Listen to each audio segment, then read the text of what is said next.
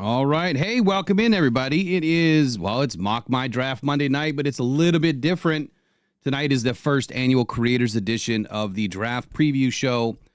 We've brought in Alex, Big Blue in the Bronx. We've got Paul Farrington Show. Of course, Derek with All 22.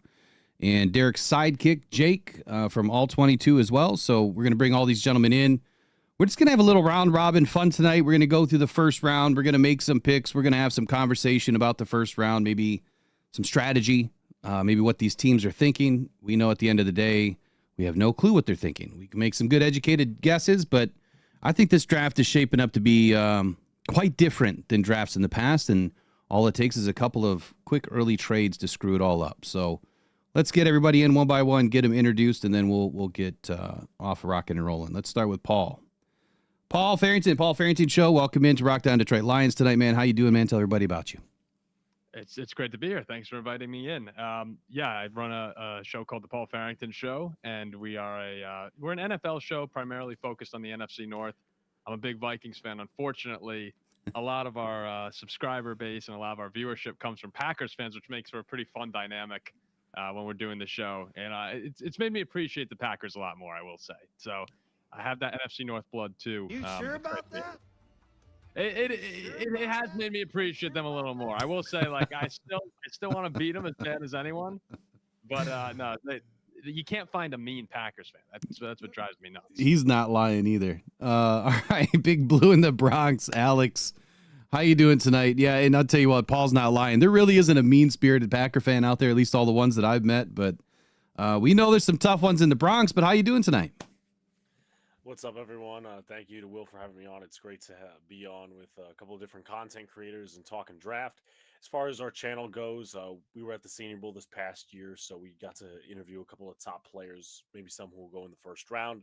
But Giants and Yankees is mainly what we cover. I do have some intro.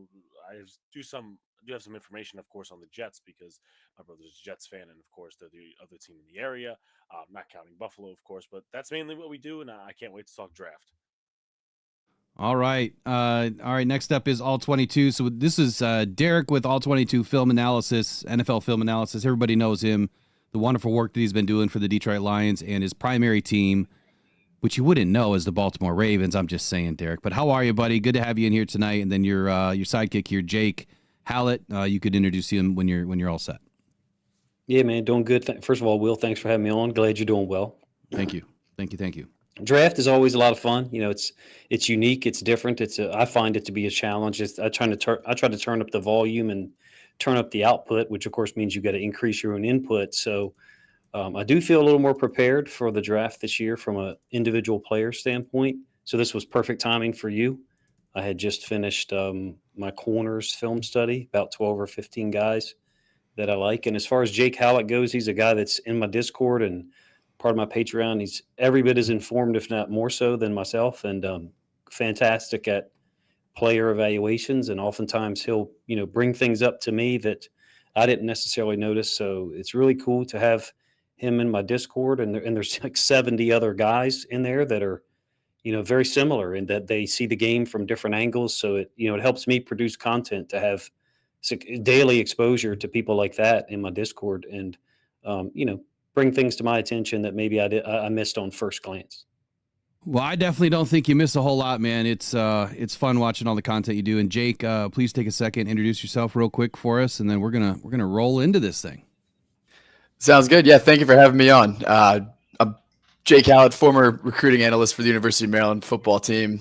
Now just helping out coach with all things draft content, draft analysis, player evaluation.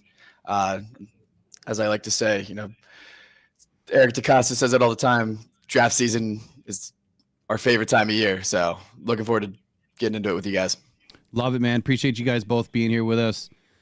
So, gentlemen, this is what it's all about. This is the season of the season that we really wait for. It's the Super Bowl that none of our teams were in, so we don't get to enjoy that. And we get to the draft, which, as a lowly Lions fan for all these decades, it was usually about Thanksgiving. I was into the draft already, but thankfully we've had a couple of good runs. I think the Vikings are right behind. They were right on our tails in Week 18. It was a bloodbath that last week. It was a pretty fun game to watch. The Giants, they're going to turn the corner quickly. They got a good base, and Alex is going to tell us all about that. We know that the Ravens have Lamar Jackson and others. It's a good group of guys in here that understand football, know football, love football, and that's what it's all about. So let's get rolling with the Tennessee Titans now. No one really took the Titans, so I guess I'll take it to start, but I still would love to get your ideas as far as what the Titans are going to be doing this season. Personally, and I said this in my very first mock draft, I think that all of the teams in the top 5 should be trading back. If this quarterback class to me is not great. I mean, you would love to have a game changer like a Travis Hunter, Abdul Carter, Mason Graham, Ashton Gianti. I mean, all 4 of those guys would be amazing to have in the top 5. But I think if you stay in the top 10, you're still going to get a really good football player in this class because of the defense. The defense is so deep. I don't know that you can miss in the top 10. But I'm going to stick with status quo here, and I'm going to go ahead and say that the Tennessee Titans are going to take Cam Ward, even though I think they might not. I might be the only crazy one thinking that they're going to take another player and forego a quarterback. I guess we'll see what happens in the coming weeks if there's any trades before the draft or in the draft. So Cam Ward, and then I'll kick it to you, Derek. What do you think's going on here at number 1? I mean, I think it's Cam Ward. I think you're looking at a guy that in some ways reminds me of Caleb Williams. Like I spent about 2 hours watching his Washington State film because I wanted to see, was there any difference there? And there were some throws that, like I had 4 throws that really reminded me of Caleb Williams. I was like, holy crap, that was sick. The window was kind of tight. He's definitely very enamored with throwing from different angles, sometimes needlessly, a couple of times. I feel like he could just deliver a more traditional angle, but he's good at it. Those windows are obviously going to be smaller in the NFL. I like Cam Ward a lot more than others do, maybe more than you, to be honest with you. I think he's a guy that will perform against high-level competition.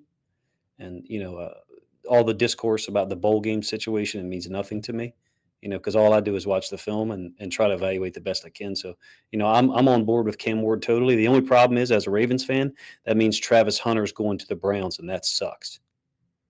Does that suck for Travis Hunter? Who does that suck for the Ravens? Us. We have to see him twice a year. So I guess for me, it's not so much that I doubt Cam Ward. I think he's going to be a phenomenal quarterback at the next level. I guess maybe I would just be a bad GM because if I'm looking at this and I'm like, do I really need a quarterback or should I address other things on my team first and wait a season to get into the next draft class, which is supposed to be better. It doesn't look that great yet, but it's supposed to be better next year. So let's go after the Browns. Anyone want to nominate themselves for the Browns? And then Paul and Alex, do you have any takes on round 1 Cam Ward? Either one of you, I'll go. As far as Ward goes, and I know you're talking about going with Abdul Carter or Travis Hunter, and yeah, I think it's tempting. It's kind of that question of, do you go with the elite blue chip prospect or do you go with the quarterback? And my philosophy is, and my co-host Ziggy always talks about this, you can't really take that jump unless you have the quarterback, right? If you fall in love with a quarterback prospect, I think you have to do it. And I'm not going to fault any team that falls in love with the quarterback for making that move. Myles Garrett's unbelievable. Patrick Surtain's unbelievable. But ultimately, the teams that you always see making these leaps every season have the young quarterback. It's CJ Stroud. It's Jaden Daniels. Sometimes you don't expect that guy to take the leap. So if I'm a Titans fan, I understand, and I'm excited to hear Alex talk about the Giants a little bit too, because I think they have perhaps an even more interesting decision coming up. Do you want to get the blue chip prospect, or really how much will Travis Hunter and Abdul Carter turn this team around right now? I know it sounds crazy, and it is a little, but Cam Ward's the guy where if he pans out, now you're contending in the AFC South. Now you're contending for playoff position. That's why I'm totally cool with them making this move, even though you're probably passing on. There's no such thing as a sure thing, but as close as you could get in Abdul Carter and Travis Hunter. I don't know if you want to elaborate on that a little bit, Will, or respond to that. Yeah, so I guess for me, it was more so looking at the depth chart. And I would ask myself as a GM, I have Will Levis. I know he hasn't been the greatest. Same thing for the Giants. I mean, they have Russell Wilson. Does it even make sense at taking a quarterback this season or loading up and driving your picks, trade back and add more draft capital so you can go heavy in a defensive heavy draft or pick up a couple of extra positional players? To your point, you mentioned the stars, like the Myles Garretts and that they only come once in a generation. There's a few in this draft that I would be willing to forego a quarterback for. Limp through the season, with a guy that can at least win you 9 games and then see what you can do. Whether you limp into the playoffs or you don't, you get a better draft pick next year and you do it all over again and then you make the jump. But that's why I'm not a GM and I'm here doing this.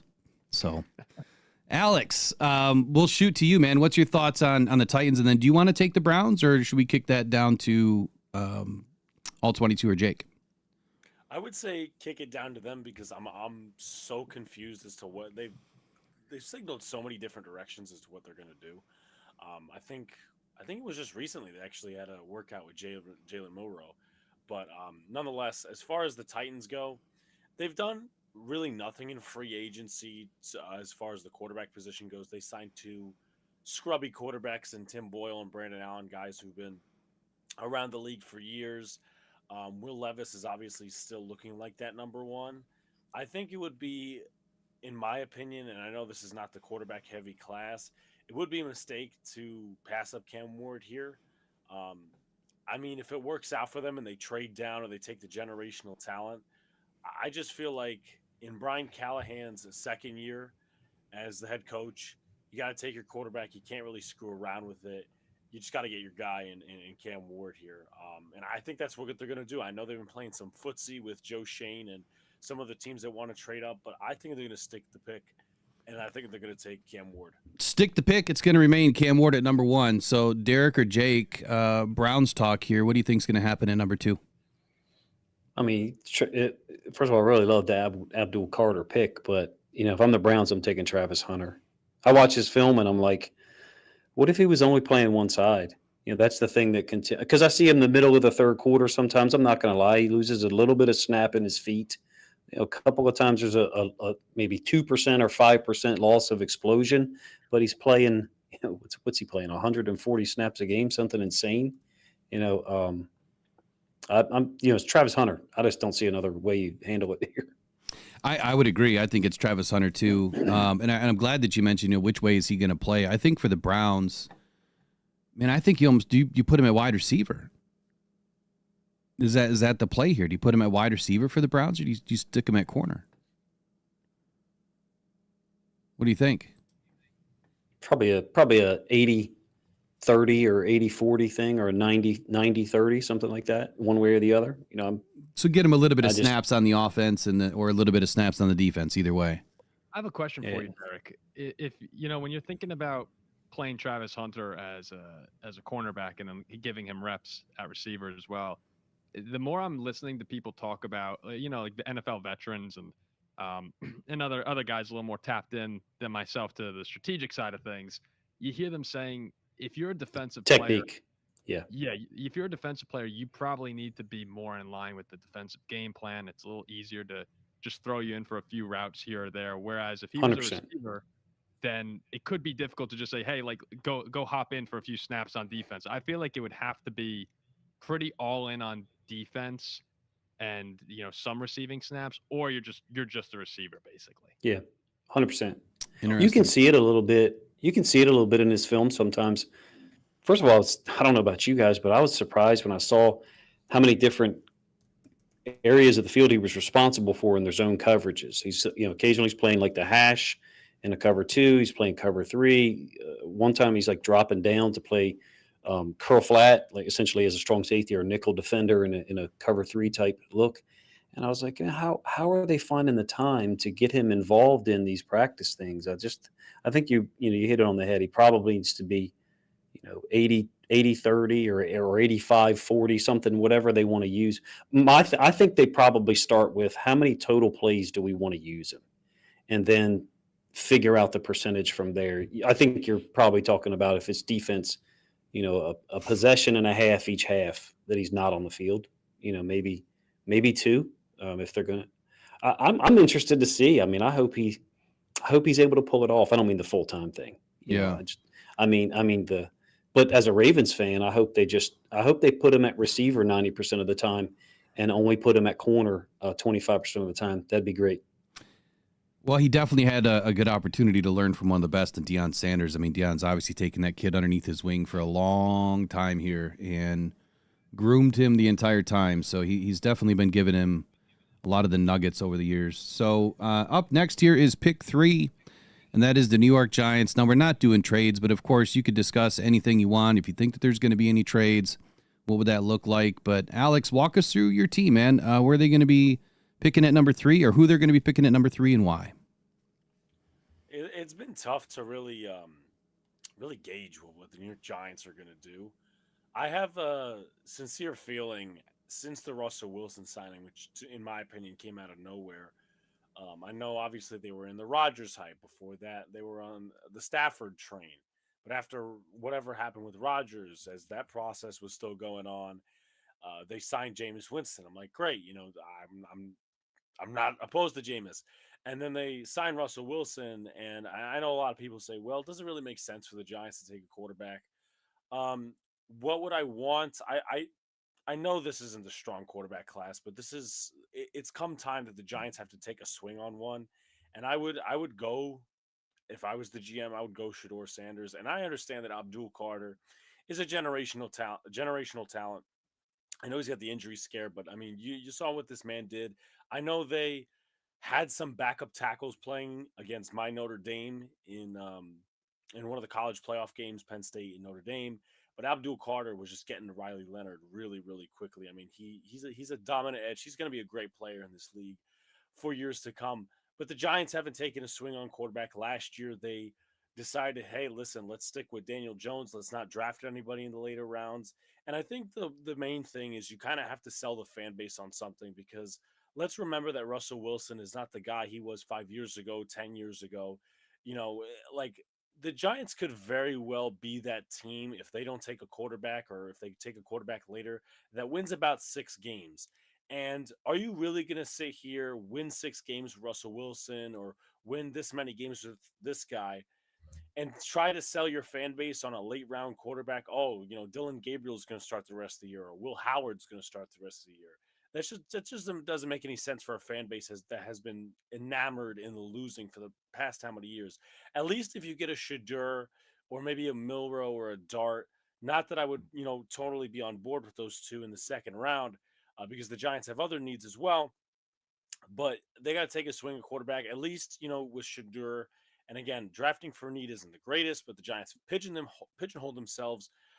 You're taking a swing, and if Russell Wilson doesn't work out, you could sell John Mara on another year, on the final year of your 5-year contract, and say, let's see what this quarterback does. Brian Dable's supposed to be some quarterback whisperer, and you ride it from there. And then next year, you continue building the team the way you do. And also the rest of this draft, I think they really got to draft like the Philadelphia Eagles. And I know that's a very hard task to do for a team that really hasn't drafted well in the last few years. But they got to start picking players, adding depth at key positions. I know our run defense has been terrible.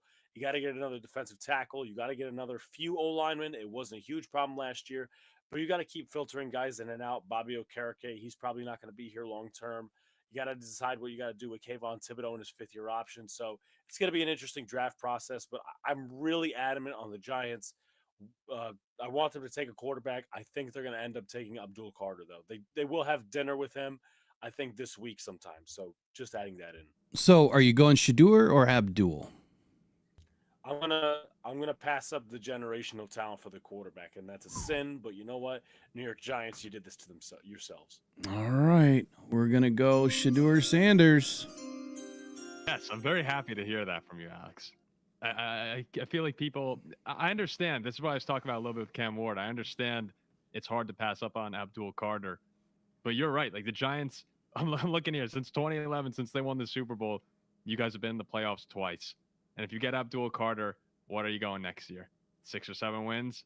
And maybe with Shador that happens too, but there's a chance that Shador could elevate you. And if I'm a Giants fan sitting back watching Russell Wilson in week 13 when they're out of the playoffs, how do you keep watching that? I don't know how you guys are doing it right now. So I'm glad you made that move. And No, go Go ahead. ahead. Sorry. All right. They took Malik Neighbors last year when I wanted a quarterback, and Malik Neighbors put up 1,200 plus yards.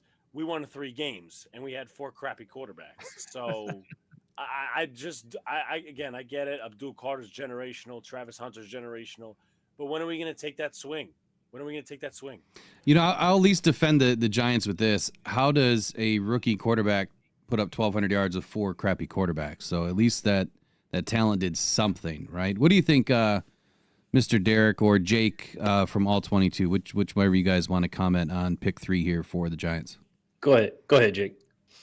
Yeah, they're in a tough spot here. I mean, Shador Sanders is a solid quarterback, but at 3, in my opinion, it's a bit of a reach. But like you've been saying, the importance of having the quarterback in place for the future matters a lot.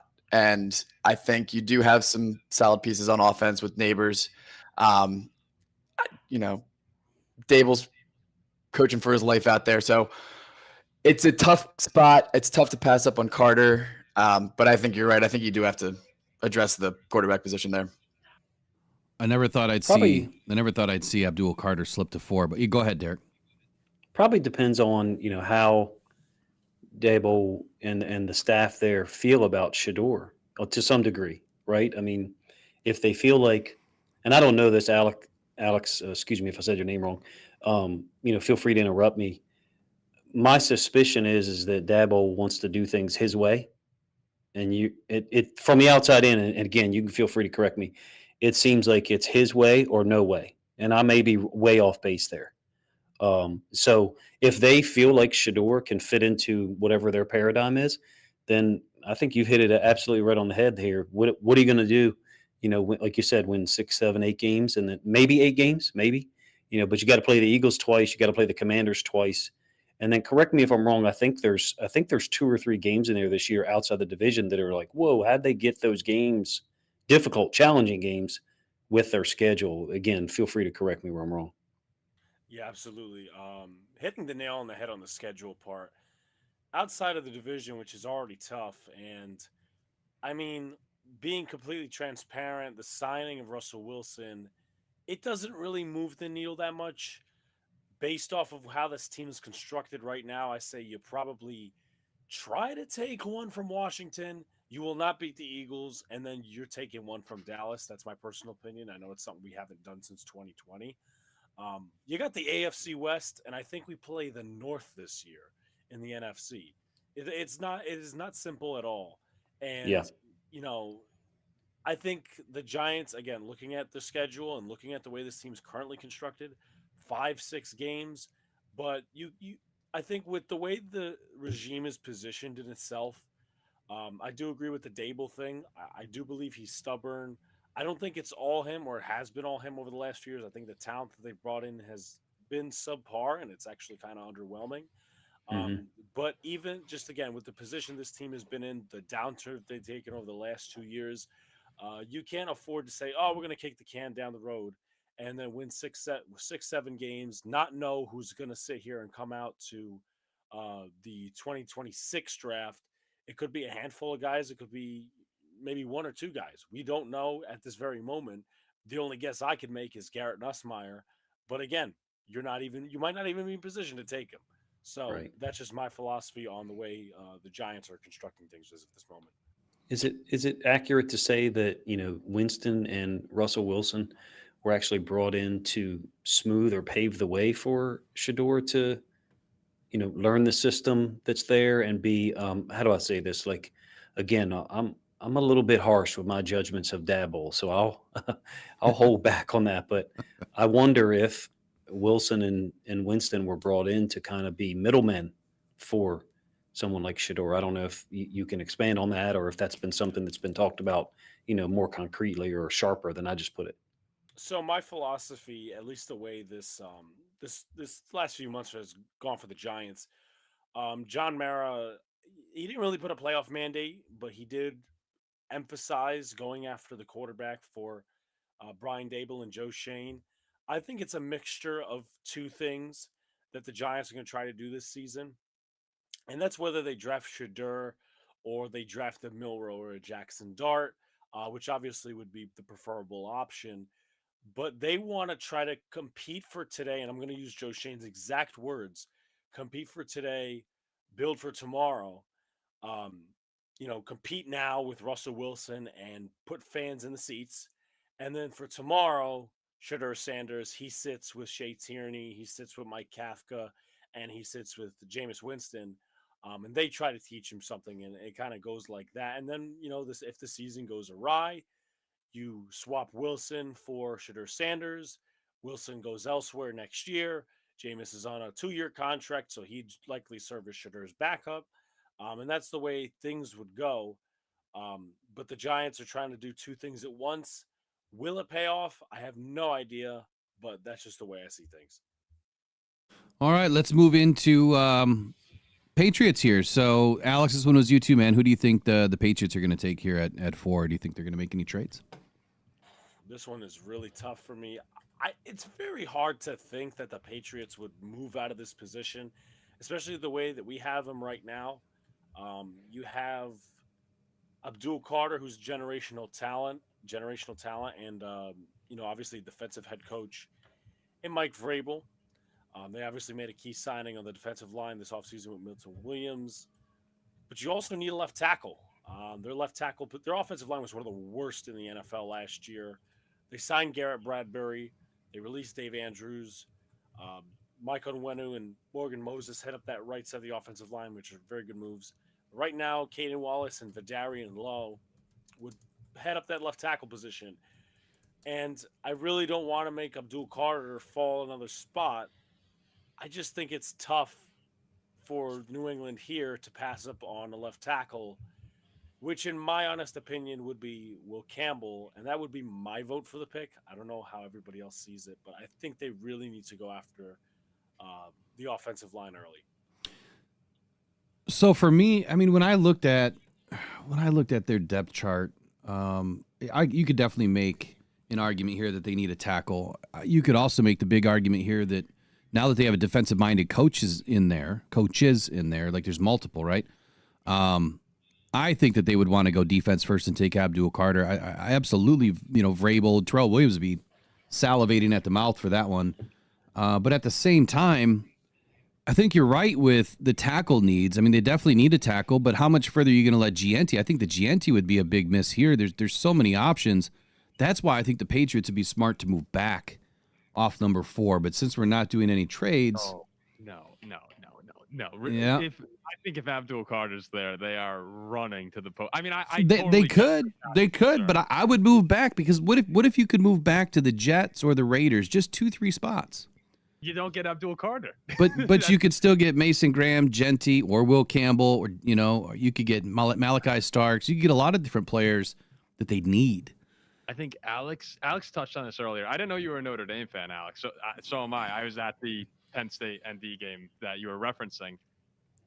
Watching Abdul Carter in that game with one arm was ridiculous. Unbelievable. It was ridiculous. Unbelievable. And I think Mike Vrabel has seen that tape. Right. I would be if Carter's there, and I think that the board could work out this way. It's hard to pass on that guy. I get they need a lineman, but man, I think that they would run to the podium and get Abdul Carter. Alex has had the two most interesting ones, I guess / difficult decisions back to back. Yeah, I think Carter at the end of the day would be the pick if you're sitting here, but I still see where, I would move back. I really would. But I would move back. I would stack because this defense, you got to remember, in my opinion, Abdul Carter may not even work out. Right? What if he goes to the pros and he totally flops? And you've got 12 other edges in this draft that, any one of them could be Abdul Carter and work out, or have the same production. It's really a shot in the dark until you see him on the field. But I think the offensive line pick probably be Membu versus Will Campbell. So my thing on Will Campbell is the short arms. I got this thing for arms. And I know he came to the podium and he's like, no one's, said anything about my game for all these years until they measured my arms. And then his arms got longer at the pro day, just like everybody else's did. I got a thing about arms, man. If you've got short arms as a tackle, you're a guard. That's just me. That's just my 2 cents on it. But we'll put Abdul Carter in there for the Patriots. I think it's telling too how they view this tackle class because, Dick, correct me if I'm wrong, but I believe the Patriots were planning on offering Ronnie Stanley, what, 25, 26 Yeah. million a year? Yeah. So, you know, take that as you will, but I think that kind of tells you what they think of the class. Wow. And they got Moses at right tackle now, right? And he's squeezed out another contract, Another in one. his career, which is pretty cool. I think, like you said, it's an interesting decision, and I think that goes to the point about this draft. People say it's a thin draft in certain places.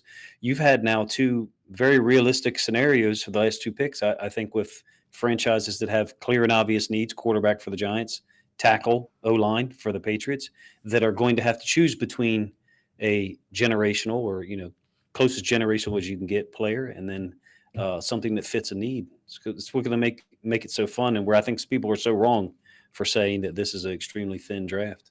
I think this draft is deep in a lot of different areas. I mean, you've got 7 to 8 edge rushers / outside linebackers who could go in the first round. When's the last time that's happened? And there's legit 15, 16 defensive guys that could go in this first round. Easy. Okay, so let's move up to the Jacksonville Jaguars. Who would like to take this one? I've just seen everybody Pass. here say Mason Graham. Every single mock draft I've looked at, I've seen everyone put Mason Graham here for Jacksonville, who needs some help on defense. And Mason Graham, I when you watch him in Michigan, has had dominant moments. Like, it could be a game wrecker, could rush the pass, stop the run. I don't know how high I put his ceiling in the NFL, but at this pick here for Jacksonville, I feel pretty comfortable penciling him in. So he would be a direct replacement for Devon Hamilton, who was their least productive defensive tackle last year. More than likely. Yeah, I mean, you bring him in there to help that defense that's giving up like 25 points per game last season. I think he fits in nicely. So last two picks, Patriots, you're going number 4 to Abdul Carter going number 4 to the Patriots. Mason Graham from Michigan going to the Jags, and then the Raiders. Who wants to nominate themselves for the Raiders? Jake, you want to take the Raiders by chance? Yeah, I can take a swing at it here. This is another interesting one. The one that I've seen a lot lately, and it made sense. Derek and I were talking about it a couple months ago. It made a lot of sense at the time, and now I think everybody's picking up on it. But I think you just can't pass up on Ginty here. I think their offensive line is pretty solid right now. If Carter were here or Mason Graham were here, then you could probably talk yourself into one of those two guys. But in terms of an offensive game changer, a home run hitter, Ginty's just so special, man. I mean, the contact balance, the ability to run through tackles, he can really add another dynamic to that offense that really hasn't had anything since, a couple years ago with Josh Jacobs. So I would go Ginty here, especially with, Geno in the fold now. I like it. I like it too. And if you've ever watched GNT when he sits back behind the quarterback, he looks identical to Gibbs. Like, you could put a Gibbs jersey on him and it would be identical the way that he stands back there. Like, he's just hanging out. Like, he's not even in a stance. He's just hanging out back there. I don't know what this new style of running back is, but I like it. All right, the Jets. So are we going back to you for the Jets? Alex. Yeah. So the Jets can go a lot of different ways here. I have my pick in mind, obviously, but I also want to put some background behind it. The Jets, obviously, Aaron Glenn, they took your defensive coordinator, Will. They also took Eggstrand, I believe his name is, Tanner Eggstrand. Yep. They brought him over as the offensive coordinator, and of course Steve Wilkes is DC. Their philosophy is pretty much the year one of what would be a rebuilding team. Didn't spend a lot in free agency. They went after Justin Fields, a couple one-year contracts, got rid of the older players. So they're keeping Allen Lazard, released Devontae Adams and Aaron Rodgers, and they're just looking to build up this team, compete a little bit, but again, just for the future. The only offensive lineman I could see them going is Armin Membu. I know he's been connected to them like crazy. He'd probably replace Carter Warren at right tackle. Left tackle to right guard seems pretty stable right now. They brought in Josh Myers to kind of push Joe Tippmann. Garrett Wilson's still there, obviously. I know there was talk about Genty earlier in the week. I'm going to go Tyler Warren here. Ooh. A lot of Jet fans love him. That tight end room is very, very not deep right now. Right now, it starts at Stone Smart and Jeremy Ruckert. Hmm. Give Justin Fields a nice body to throw to. And a lot of Jet fans were very mad last year. And I know they have their left tackle as they see it with Olu Fashanu, but they wanted, a lot of Jet fans that I know wanted Brock Bowers. They're going to get their tight end in this draft. Interesting. So, I would have gone with a pass catcher myself here, but it wouldn't have been a tight end. I see when I look at their depth chart. I mean, they brought in Josh Reynolds this year, which, I mean, he was great as a Detroit Lion. He's kind of been just flailing around with the Broncos and didn't really latch in over there, got released. So they brought him in this year. Obviously, a familiar face for Aaron Glenn in this offense. But Alan Lazard, I mean, he's aging, right? They got Garrett Wilson, who's still dynamic. Malachi Corley as their backup behind him. I just don't see where they have another dynamic wide receiver, for Justin Fields to really get downfield with. I probably would have went Golden here. I see Golden probably being the first wide receiver off the board. I think Golden would have been a good pick. What do you think, Derek, with all 22?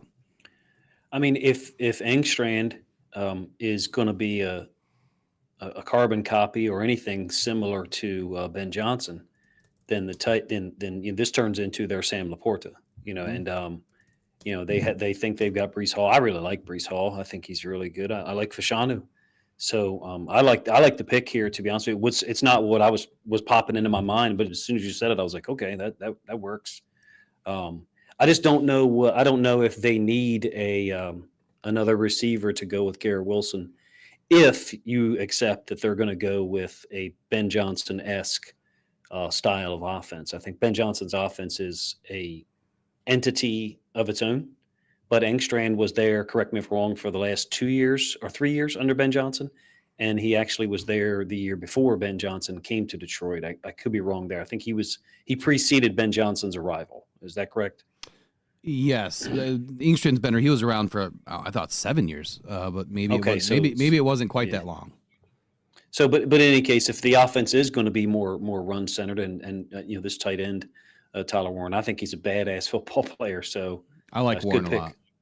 I think it's a good pick too. The only other option that I could have seen here, I mean, they did a good job maintaining a lot of their linebacker room, but they brought in Derek Nottie, and then they got Byron Cowart behind him at left defensive tackle. This could be another area to beef up the defensive line.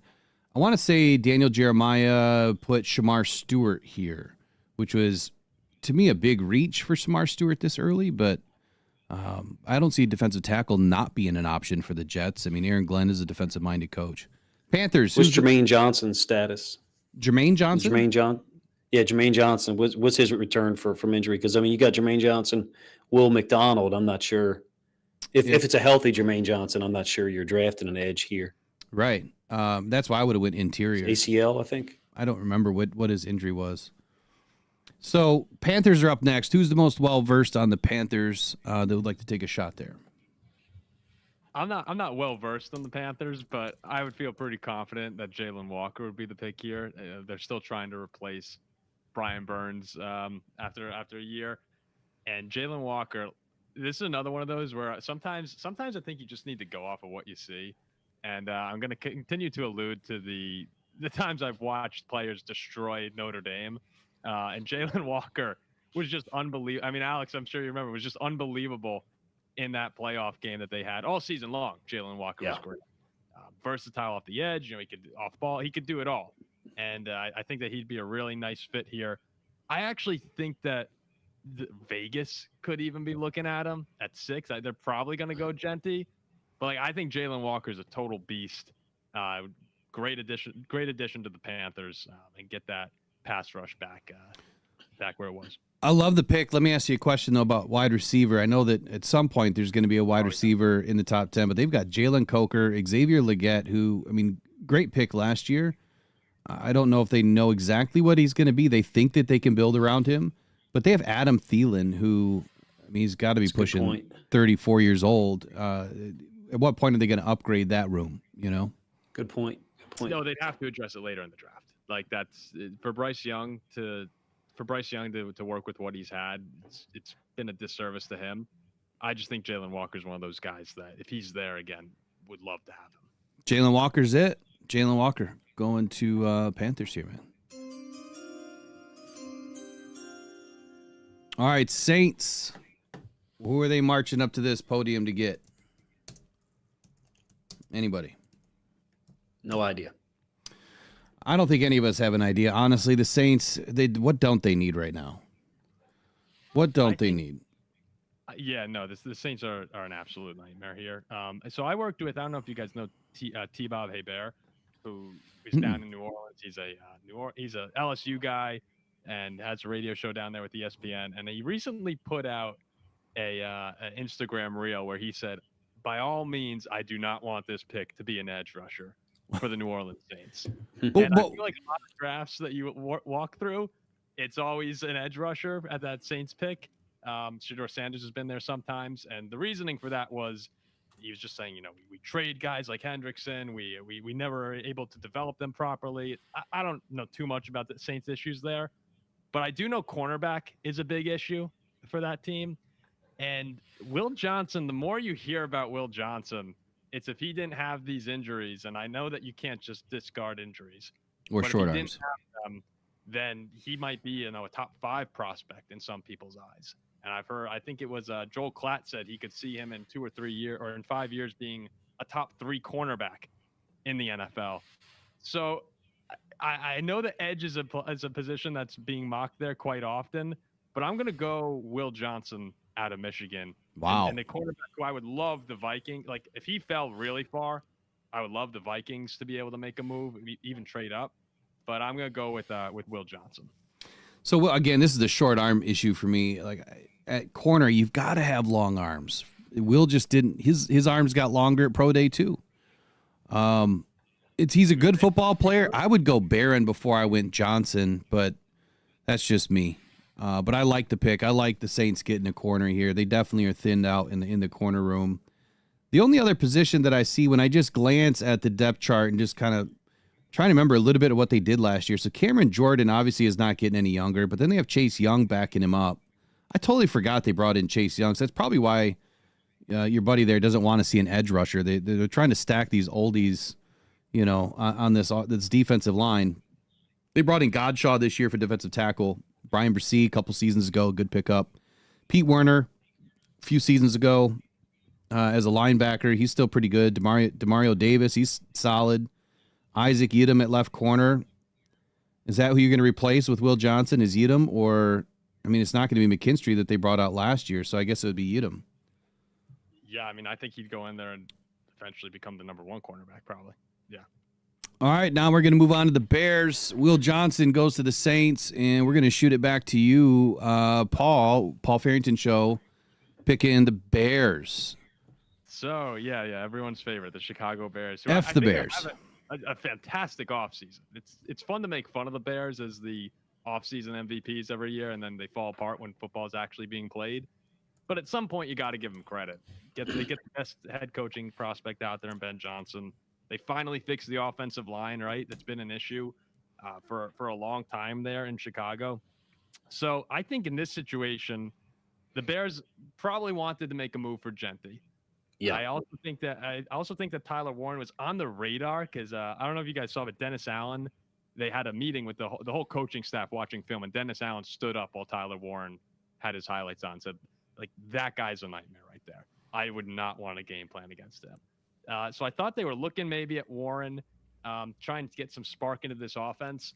But I think in this situation, if Will Campbell and Armand Membu fall down, which I believe, right, we have them both on the board here. Yeah. Right? Yeah. They're both here at 10. I don't know which way they'd lean there.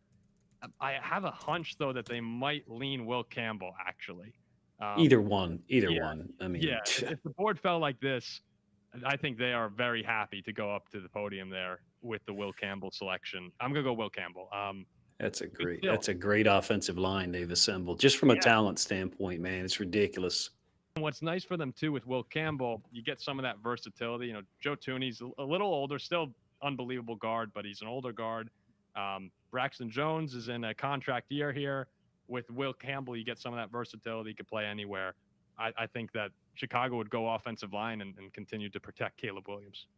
All right, Yep. Will Campbell becomes a Bear. Any thoughts from the panel on this pick? That offensive line is Thuney, however you say his name. They also got the guy that used to play left guard for the Lions, went to Rams, Jonah Jackson, who's not a center, he's a guard. Correct me if I'm wrong. Didn't they pick up a third guard as well? They got Drew Dahlman from Atlanta. Yeah, Yeah. as well. Dahlman's a Yes. beast. He's going to be playing center And- for them.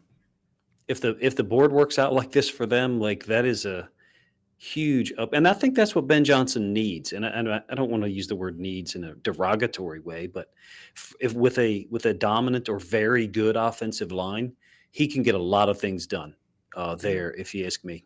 And he can Dangerous kind of team. recreate what he was doing in Detroit, Yep. right? Yeah, Absolutely. he's going to mock it just like he did in Detroit. I mean, you want to start in the trenches. I mean, what teams don't start in the trenches that end up being successful? I think that's And you where got running back. This is the year you draft a running back. Every team should draft a running back, this year with what's there. So, like, he's going to get some quality somewhere down the road because, correct me if I'm wrong, I think they have 2 second-round picks, 50 and 52, something like that. Or maybe I'm thinking of the Seahawks. I think I have them confused. But in any case, yeah, I think they got 2 second-rounders pretty close together. They're set up, man. I thought the Bears set only up. had 4 picks this year. They got 39 and 41. 39 and Yeah, that's 40. it. Okay. That's crazy. Yeah, they're stacked close. Yeah, it's ridiculous, man. Lions fans are not going to like me saying this, but I think the Bears are going to be a totally different team to deal with. Oh, they will in short order. All right, so 49ers, that is back to Big Blue in the Bronx. Alex. All right, so the 49ers have a number of needs. Obviously, we've all seen the offseason they had. Defensively, honestly, is where I'm looking. If it's offensive, I'd probably go Tet, or I'd probably go somewhere on the offensive line. Trent Williams is back. But I'm going to lean defense here. There's 3 spots I would eye. That's corner, linebacker, and interior defensive line. They would be, I think, first or second round, you got to attack that. I mean, you look at the depth chart for the interior defensive line. You got Jordan Elliott, Evan Anderson, Kevin Givens, and Kalia Davis. Pretty sure outside of Jordan Elliott, probably most people don't know those 3 names. Because it's like, could they take somebody else here and then try to jump back into the first for like a Walter Nolan, or would they take a defensive lineman here? But I'm going to stick to the rankings. I see what PFF has on their board. I'm going to go Kenneth Grant here. Kenneth Grant. Good pick. They need help too after the exodus of the free agency. Okay, so Kenneth Grant going to the 49ers. Let me get them in here. I think it's a great pick. Who volunteered for the Cowboys? Jake, would you like to take the Cowboys, or did someone else volunteer for the Cowboys? If nobody else has them, I can take them Go for it. because I think this one is right up Jerry Jones' alley here, and also probably the best player on the board still, Tedero McMillan. I think they've been looking for a number 2 or 1B to pair with CeeDee Lamb for quite some time now. Dak would love to have an extra target. McMillan I don't think he really separates that well, but what he does extremely well, obviously, is contested catches, adjusting on the ball, on the passes. I mean, he's just a freak show. You throw his tape on, and like half of the plays, you sit there and go, "Oh my God, how did he catch that?" So, I think he's a really, really, really good receiver. The easy comps are the Drake London and Mike Evans, but I think he's a real potential game changer, and him and CeeDee Lamb paired up together would be pretty scary for the NFC East. I love it. I think it's a great pick. You're a lot higher on McMillan than I am. I love his contested catch radius and everything else that he does right there. I was a little miffed by his speed. Yeah, that scares me. Yeah, a little worried about his speed. Yep, Derek and I were talking about it a couple days ago. The second and third time we watched him, he grew on us big time. But the speed is definitely a concern of mine. Do you see Jaden Higgins making a big jump into the first round? I mean, he's a guy that can move. I mean, he has a lot of the same ball skills as McMillan. What's your idea on Higgins right now? It's possible. I just think there's going to be so many legit talents on the defensive side and maybe in the offensive line that go late in the first round. It'd be silly to reach for a receiver that you can get in the 40s, 50s. Yeah. Makes sense. I just, the Lions, how the Lions draft, though, like they want the player that they want, and whoever's on their board, that's who they want. And if it just so happens to be a reach, it's like it doesn't bother them because they got their guy, and Exactly. I don't know how many other teams really draft that way. It's just the Lions have been vocal about it. Mm-hmm. Yeah, they're one of the only teams that I could see doing that. That's for sure. I hope they don't do it at 28, but we'll see what happens. All right, so next up, we've got the Dolphins, and I think that their number one priority this year is keeping Tua upright. I really don't know, anyone in this offensive line that extremely excites me. You've got Patrick Paul, left tackle. You got Liam Eichenberg as a left guard, Aaron Brewer at center, James Daniels at right guard, Austin Jackson at right tackle. You've got a handful of backups here. Again, none of them really excite me.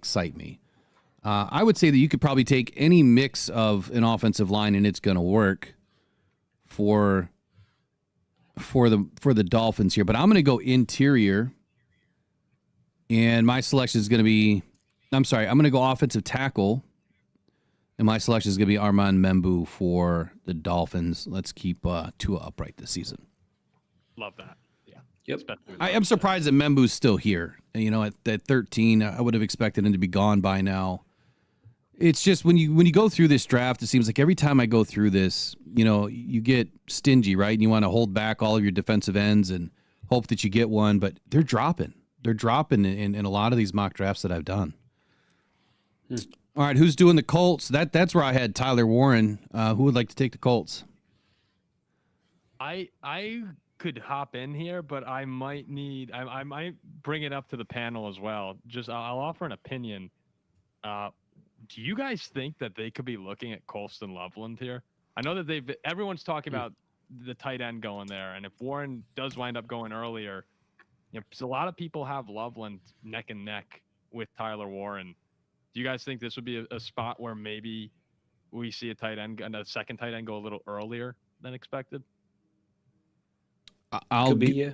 My 2 cents would be yes. I would say that another tight end going this early wouldn't surprise me. I just don't know if there's someone else that they would need more, like go guard or edge here as opposed to tight end if Warren's off the board.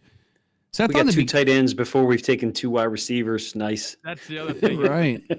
Matthew Golden sitting there. Like there are a lot of good players on the board. I think you could also look at the edge rushers that we have available. I feel like our board, is working out really nicely for so many teams right now.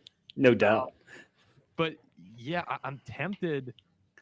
I don't know how many people would actually agree with it here, but I might go with Loveland. Co-signed. Okay, co-signed? Okay. Well, if you're going to co-sign Yes, it, we're going to slam it home. All right, let's if go. anyone disagrees vehemently, let me know right there, and because I totally understand it. I really, really like Loveland. And I think the Brock Bowers effect from last year, teams aren't going to be afraid to take a potentially, game-changing tight end, despite the fact that, tight ends aren't as sexy as a wide receiver per se. So the nice thing about the tight end, though, and what I said very early in my first or second mock draft, I was putting Tyler Warren to the Colts. I wanted to see them give Richardson another blocking body, someone that could help him block, as well as go out and catch some passes and give him another weapon downfield. Tyler Warren does that. Colston Loveland may not be the best blocking tight end, but he can sure catch.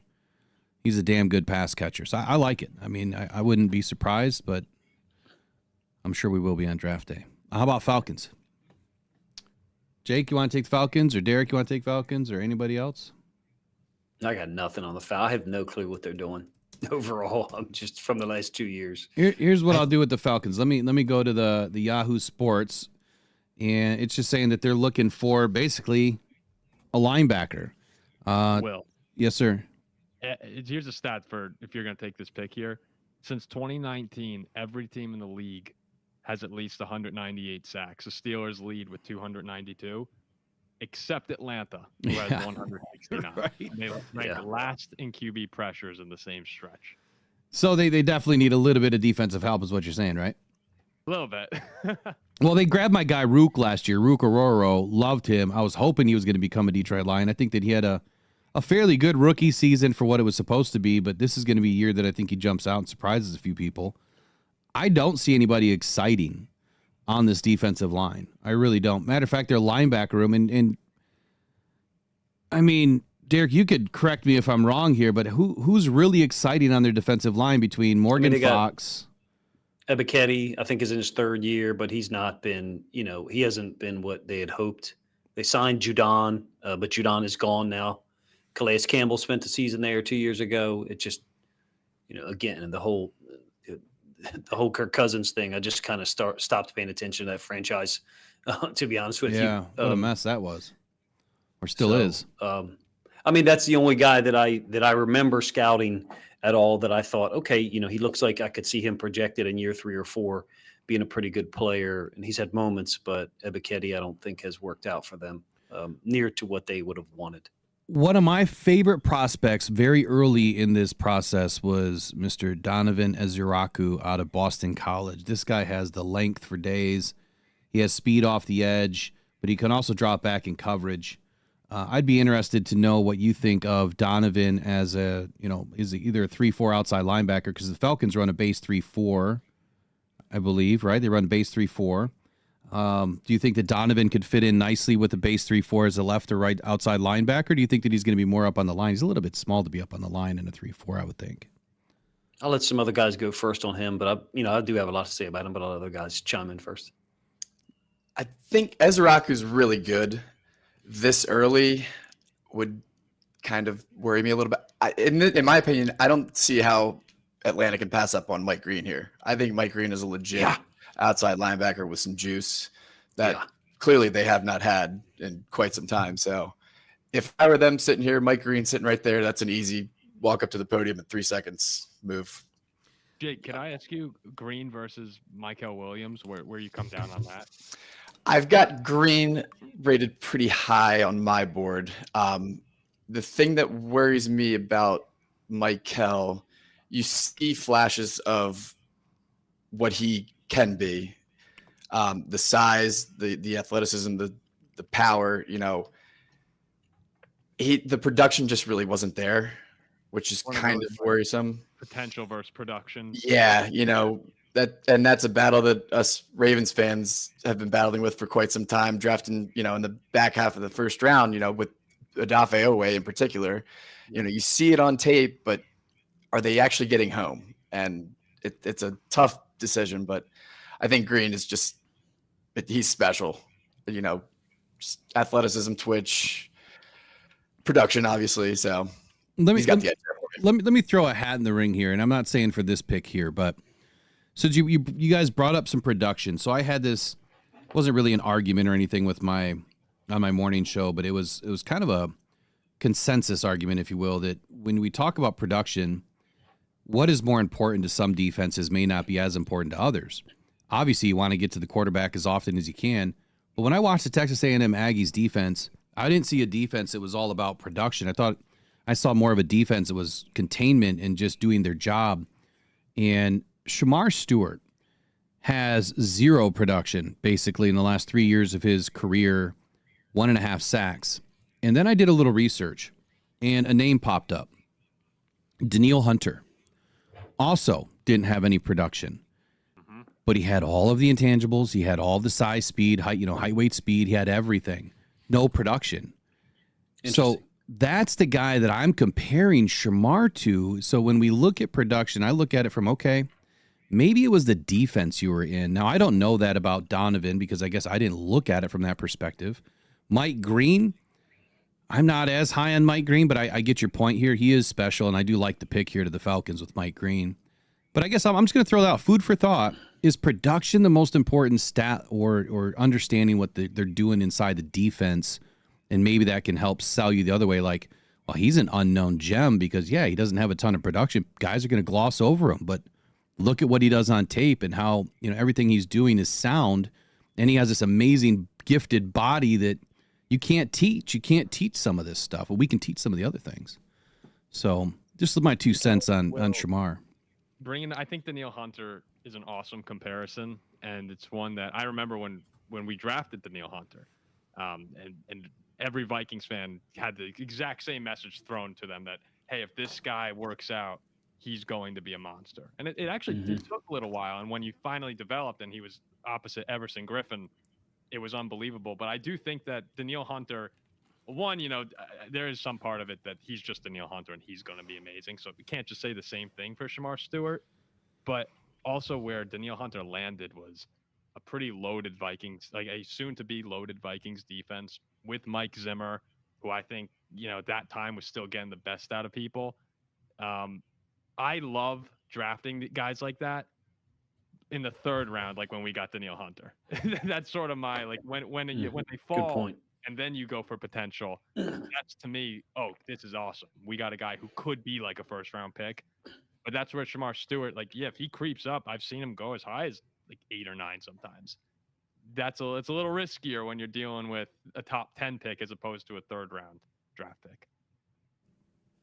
Yeah, it's it'll be interesting where Shamar goes. I'm enamored with. I had a good conversations when I was at the combine with Nicky Scorton, so Nick Scorton's father, and I got a bunch of things releasing this week on it, but being able to get inside the head of him and listening to him talk about Shamar and Nick and who they are as players on and off the field, you got to learn a ton about them.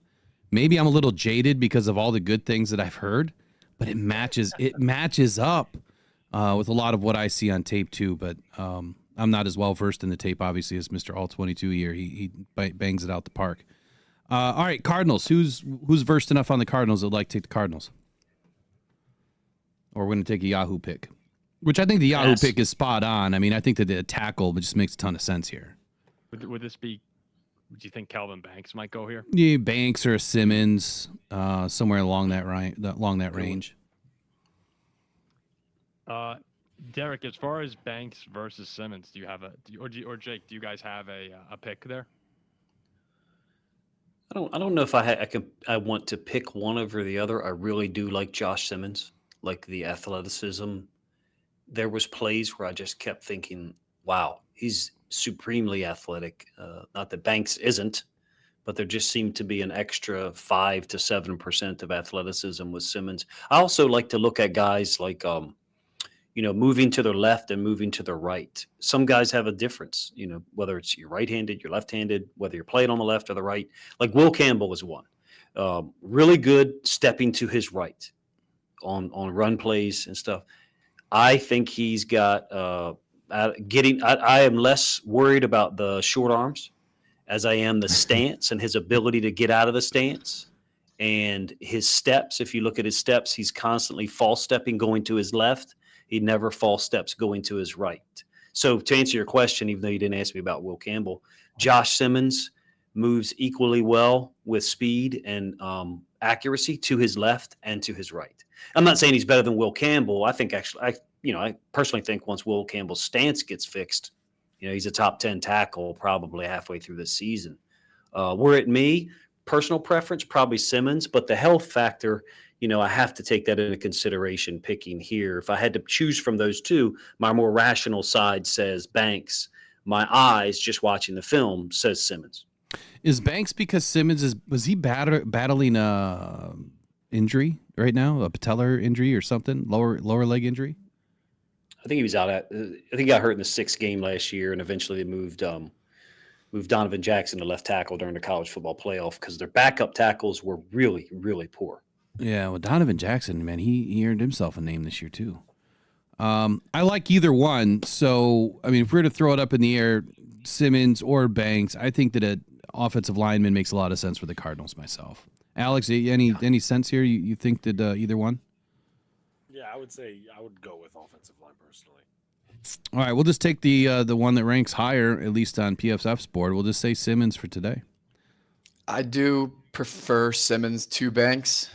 Now, here's a wild card for all you guys. They do have Paris Johnson there. Mm-hmm. Mm-hmm. The Gray Zabel love around the league is very, very loud. Is it too early for Gray Zabel consideration there? Because I think he's going to be a legit guard. The arm length is a little bit of a question, but he's a grinder. I love Gray. And matter of fact, he's been one of our favorite mocks for the Lions because of the 28th pick. Gray Zabel's more than likely going to have an opportunity to be there at 28. To your point, is it too early to take Gray?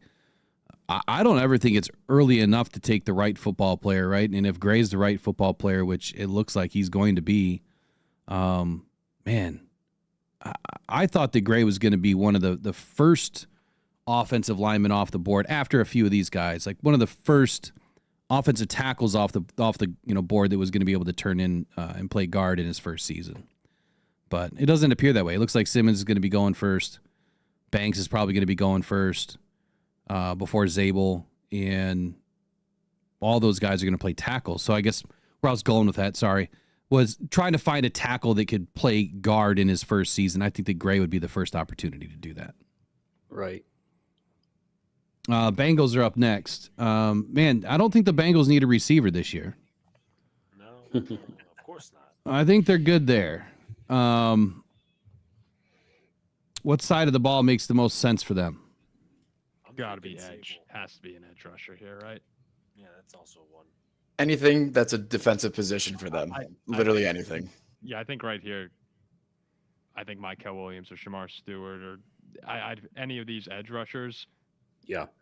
I would place in here. If you like, I know some people have Pierce high. I think I'd pick Mykal Williams right at this position. So is it because of the Trey Hendrickson thing here, where you just don't know what's going to happen, if it's going to happen, or you're looking at just doubling down and making sure that both sides are set? Yeah, I'm looking at this defense was so bad. Trey Hendrickson or not, I think they need some help there. I think there were 9 teams this year, or 9 individual games where a team lost, allowing 30 after they scored 33 points or more, and Wow. the Bengals had 4 of them.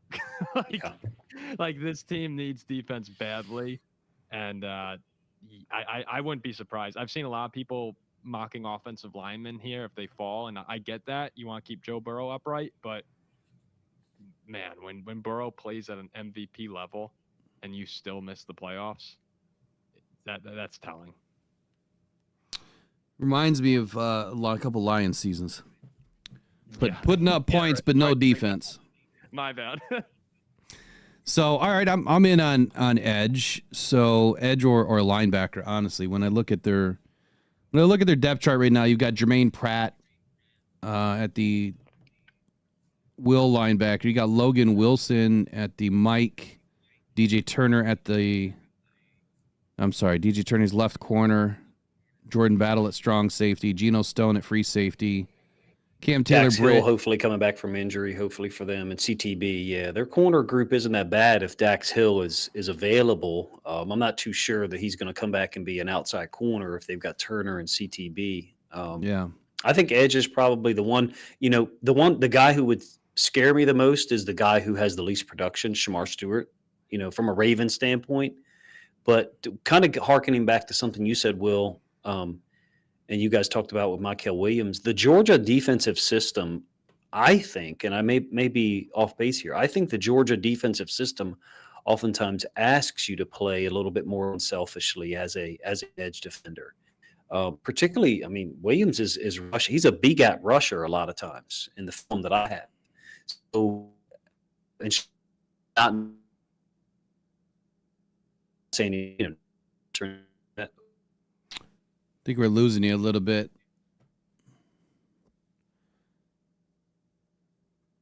Derek, I think we lost you a little bit. Your phone or whatever, however you were connected was cutting out just a little bit. So I think what he was saying there is that the Georgia system wants you to play a little bit more unselfishly, kind of like what I was saying with Shamar and Nick for the Texas A&M Aggies, where they weren't all about getting after the quarterback. Jake, would you agree with the same thing that Derek was saying there about Georgia? I would. Yeah. I believe they had Trayvon Walker a couple years ago. Correct. He was Georgia. Yeah. I feel like a lot of those guys are big physical, height, weight, speed guys, but don't necessarily have the production or like in a Jalen Walker situation playing inside when they could be playing outside. That one scares me the most as a Ravens fan. The Stewart, any of these options would be good for them. at this point. Michael Williams, Stewart, or even Scorton. I really like Scorton too. So any of those options would be good, in my opinion. Why is it that we still have Jihad Campbell, Donovan Eziraku, James Pierce on the board? Like, what's happening here that these guys are pushing down a little bit? So before we take the pick, Jake, give me your 2 cents on Donovan. Was it you that said you had a little bit on Donovan, or was that Derek that he had some information on Donovan that he wanted to share? I think Derek's got a little more than I do. I do like the juice off the edge, though. I think he rushes the passer really well. He bends really well. He's productive. So that would be a good spot for him to go as well. So I'd agree with that. Okay, Donovan or Michael, who do you think? Paul, Alex, who would you like to take? I'd probably lean Michael over Donovan here. Alex? I would do the same. All right, we'll go Michael here. I'll take Michael. What's that? I know Donovan's your boy, so maybe we'll just have him fall all the way to Detroit. No, it's all right. See, depends on who's still there. Depends on who's. I like Donovan. I think he's an interesting prospect, man. I love he's got 34.5-inch arms or whatever it is. He's got those long arms. He can eat those gaps up. All right, who was supposed to take the Seahawks? I think that was Derek. Is he back with us yet? Doesn't sound like it. Jake, do you want to take the Seahawks? I can, yes. And Okay. I think this is the Mike McDonald pick of the draft right here, Jahdae Barron. I think he can plug and play into that Kyle Hamilton nickel corner role, be extremely productive. This year, I don't know if he's necessarily an outside man-to-man corner, but he just always finds himself around the ball. He's physical. He tackles well. He's a do-it-all guy. I think he's just going to be really, really good at everything. I don't know if he's going to be an elite outside man-to-man corner, like I said, but just a guy that you can play anywhere, anytime, wherever you need him, and he'll be productive for you. This guy is vicious. I loved watching his tape, man. But the number that stuck out to me was number 10 right there, that forced incompletions, the 11 coverage stops. I mean, these are pretty big numbers. I mean, he had tied for 59, tied for 48, but those are pretty big numbers. But the zone coverage, I mean, his grades are just incredible. But forget the grades. You go watch the tape on this guy. He's vicious out there. He's a hitter. I like his work a lot. So you want to take Barron here to the Hawks? Yep, I'd take Barron here in a heartbeat. 1,000%. All right, how about the Bucks? I think it's going to be an interesting year for the Bucks. One of the my favorite player team need fits of this draft. The Buccaneers roster, they could look to add a pass rusher here. I think at the point that this draft is at right now, we have Malachi Starks, who's slipped to 19 at least so far. Jihad Campbell makes a ton of sense here. They need edge, linebacker, DB, all defense, all day. Todd Bowles' system. They want to get aggressive at the attack. Let me just bring in the depth chart real quick and just see where Jihad Campbell's probably going to fit the best. He's got was it labrum? Is he have the torn labrum, Jihad Campbell? He might. I'm sure he'll be fine by the time the season comes around, but you think it's going to push him down a little bit? Well, that's what's interesting is that it sounds like he is being pushed down draft boards, given the torn labrum, and it's something that I don't particularly understand too much because everyone's saying, yeah, he's going to be fine.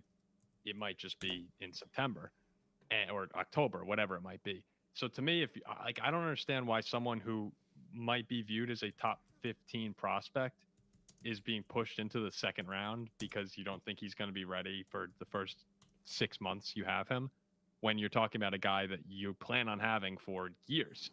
So I think it makes a ton of sense to take Jihad Campbell, but from everything I've been listening to, it sounds like if the Bucks don't take him at 19, there could be a fall for Jihad Campbell. I'm telling you right now, if he does not get picked up before the Lions do not care if he's ready in September. Oh yeah, it's a steal. Exactly. But I didn't realize he had a torn shoulder, the shoulder labrum. So that's obviously a bit different. That's about a 6-month surgery, recovery. To be able to get back on the field and be able to hit again. That I could understand why he's dropping a little bit. But man, you don't pass up you don't pass up on a guy like Jihad Campbell just because you lose half a season and you're thankful. You know what I mean? To me, that I wouldn't pass on him. I'm not going to pass on him just because of the injury. But what do you think, Jake? And then Alex, I'll kick it to you before we take the pick here. I'm going Jihad Campbell. Yeah, Campbell's a really, really good player. I have a question for the panel here. The talk of him maybe switching to edge rusher. I haven't seen much tape him rushing the passer.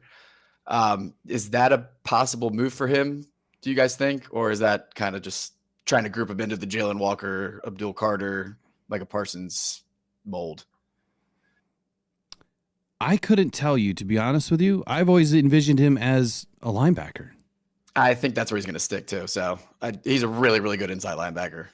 Yeah, I think you say that too, but you could bring him off the edge.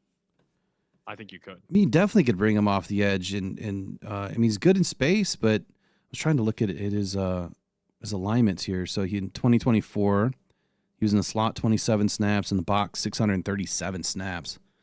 I mean, he's great in space. I mean, he covers laterally really well, but I don't know that I'd put him as an edge. What's his weight? That's what I forgot. Take a look. 6'3", 244. Is he a little light? Is he a little light in the weight, or what do you think, Jake? 244 pounds? He measured in a lot bigger than I thought he was on tape. So that, is a good thing for him. That was just my opinion. I, don't see many people following me on that take, but I've seen a lot going the other way. So I mentioned this to Derek in a message the other day where I was talking about Mike Green and I think Donovan Ezra was another one, where I seen Mike Green as a 3-4 outside backer. And then I threw this out there. So let me get the whole panel's idea, because you can call me crazy. Jack Sawyer, put him as an inside backer in a 3-4 system and watch him be the best one on the field. I don't think that guy belongs on the edge. And again, it's because of his arms. I think his arms are too short, but he is a tackling machine. But I think at the next level, he's going to struggle against these bigger, longer, tackles. But you put him as an inside backer in a 3-4 system, I think he'll flourish. It's okay. You can crucify me now. Go for it. Paul, I don't care. Jake, go for it. What do you think? Do you think Jack Sawyer could be an inside backer? Yeah, you know what? I see Derek's back here. I know you've got some takes on Jack Sawyer. If you want to take the baton here. Is Derek back in the house? I don't hear him. Yeah, I can hear you. I can hear him on my end. Let me add him back in. He must have left and came back. Question is, which one is he? There's so many of them in there. All right, here we go. I think this one's him.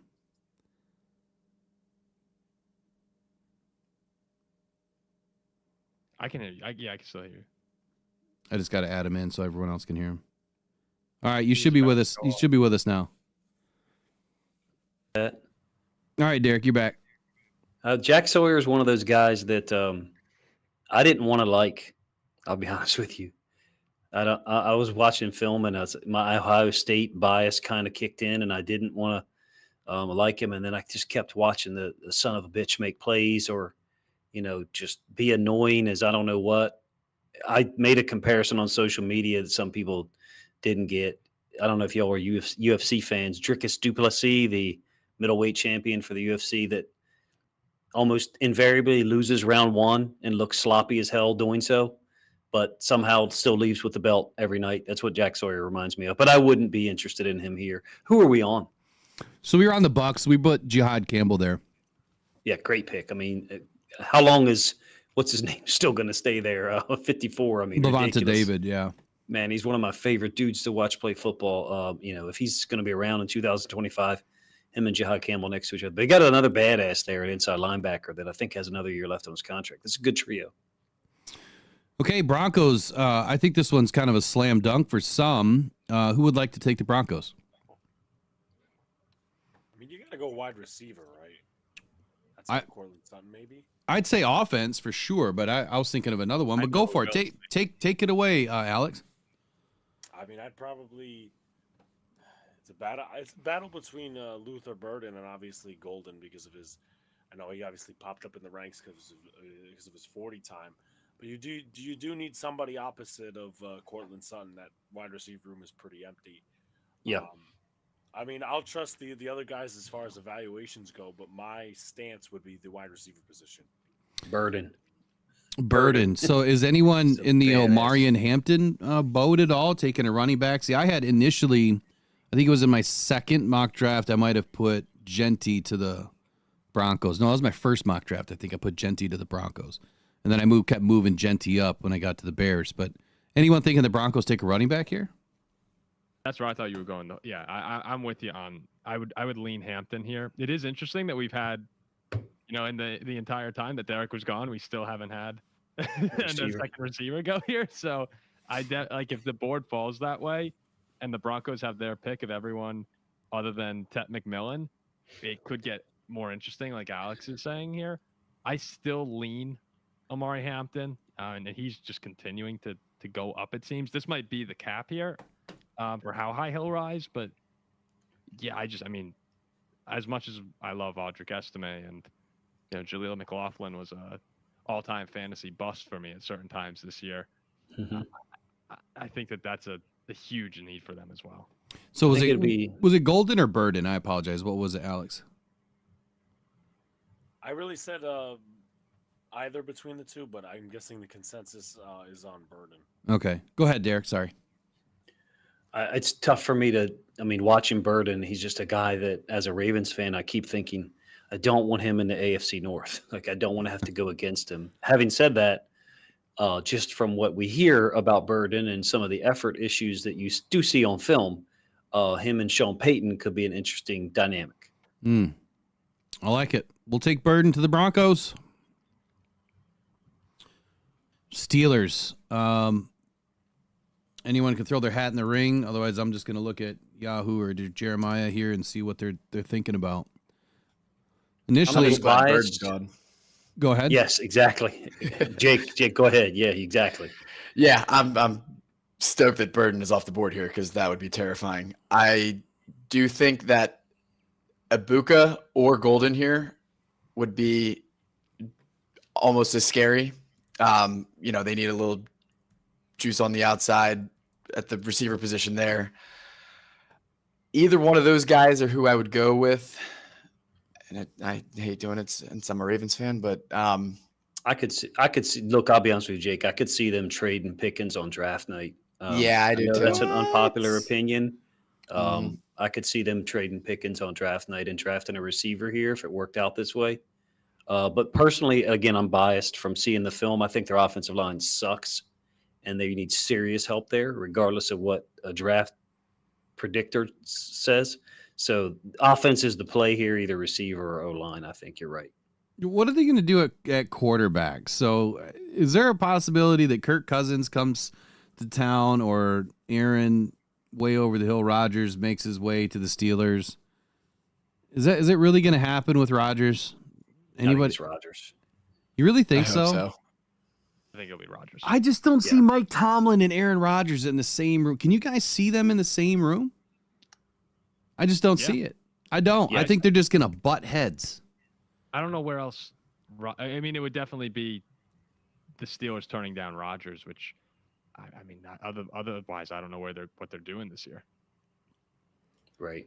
Like Tomlin wants to compete. I think that the team he has is. I don't think the Steelers are winning a Super Bowl, even with Aaron Rodgers. I don't think they're winning a Super Bowl with basically anyone they bring in. But I mean, if you don't have Rodgers, like what are you doing?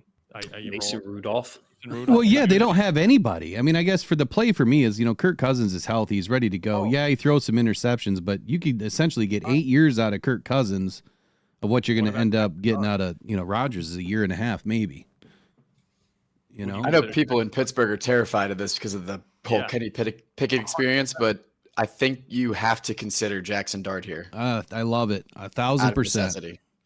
So 21, I thought was going to be the earliest that maybe we would see a third quarterback naturally come off the board without a bunch of crazy picks. Jackson Dart. I still like Jalen Milroe. Milroe too. Yep. Milroe, I had very early in one of my first mock drafts. I put him as my number one quarterback in the draft. I know that's crazy, but I did it for a reason. And I said that, for right now, he's not the number one quarterback. We know that. but don't expect for him to stay out of the first round. And I do expect at some point he's going to be a pretty damn good quarterback in this league. Just like Jaden Daniels last year was my number one quarterback. In my first mock draft, I put him at number one overall. I knew it wasn't going to happen, but I knew that Jaden Daniels was going to be the better quarterback. At least that's what I thought. That's what my tape told me. That's what my studying told me. But Jalen Milroe's not that quite good, but I do expect him to somehow sneak into this first round to a team that wants 5 years of control over a rookie quarterback. Could it be Pittsburgh? I don't know. You guys make the pick. Who you want it to be? Receiver? It's tough. Derek, I know that we have a couple guys in the Discord that really, really love the upside with Milroe. Yeah. And I think just in terms of like Pittsburgh, nasty, run the ball, Milroe fits that very well because you can still win with him now and develop the arm, kind of like the Ravens did with Lamar. Start with a heavy ground game. The defense is always going to be good. You can win 9-10 games with that right now. So I think now you've kind of talked me into it here. Milroe over Dart here. As crazy as I as crazy as it sounds, I don't think bringing in Aaron Rodgers precludes them from Jalen Milroe. I actually think it might smooth the way for it. I know that probably sounds ridiculous, but it's Arthur Smith is still the OC, right? I don't know. Yeah, I mean Aaron Rodgers can run anything you want, regardless of what anybody thinks of him. He can run any system you want. Jalen Milroe in a somewhat protected manner, like they did with Russell Wilson last year. We saw it, Jake. We know what they asked of Russell Wilson. It wasn't much. Jalen Milroe offers more than Russell Wilson does in a lot of ways. In some ways, he certainly does not. But Russell Wilson's a one-read guy. Really, if you take that one read away, the second read is a difficult thing for him to do consistently. Milroe, maybe in the same boat. But I don't think Aaron Rodgers being there precludes them from drafting a quarterback, be it first round or second. I mean, one thing on Milroe, I'm pretty sure I saw 30.1% of his intermediate passes were ruled uncatchable passes.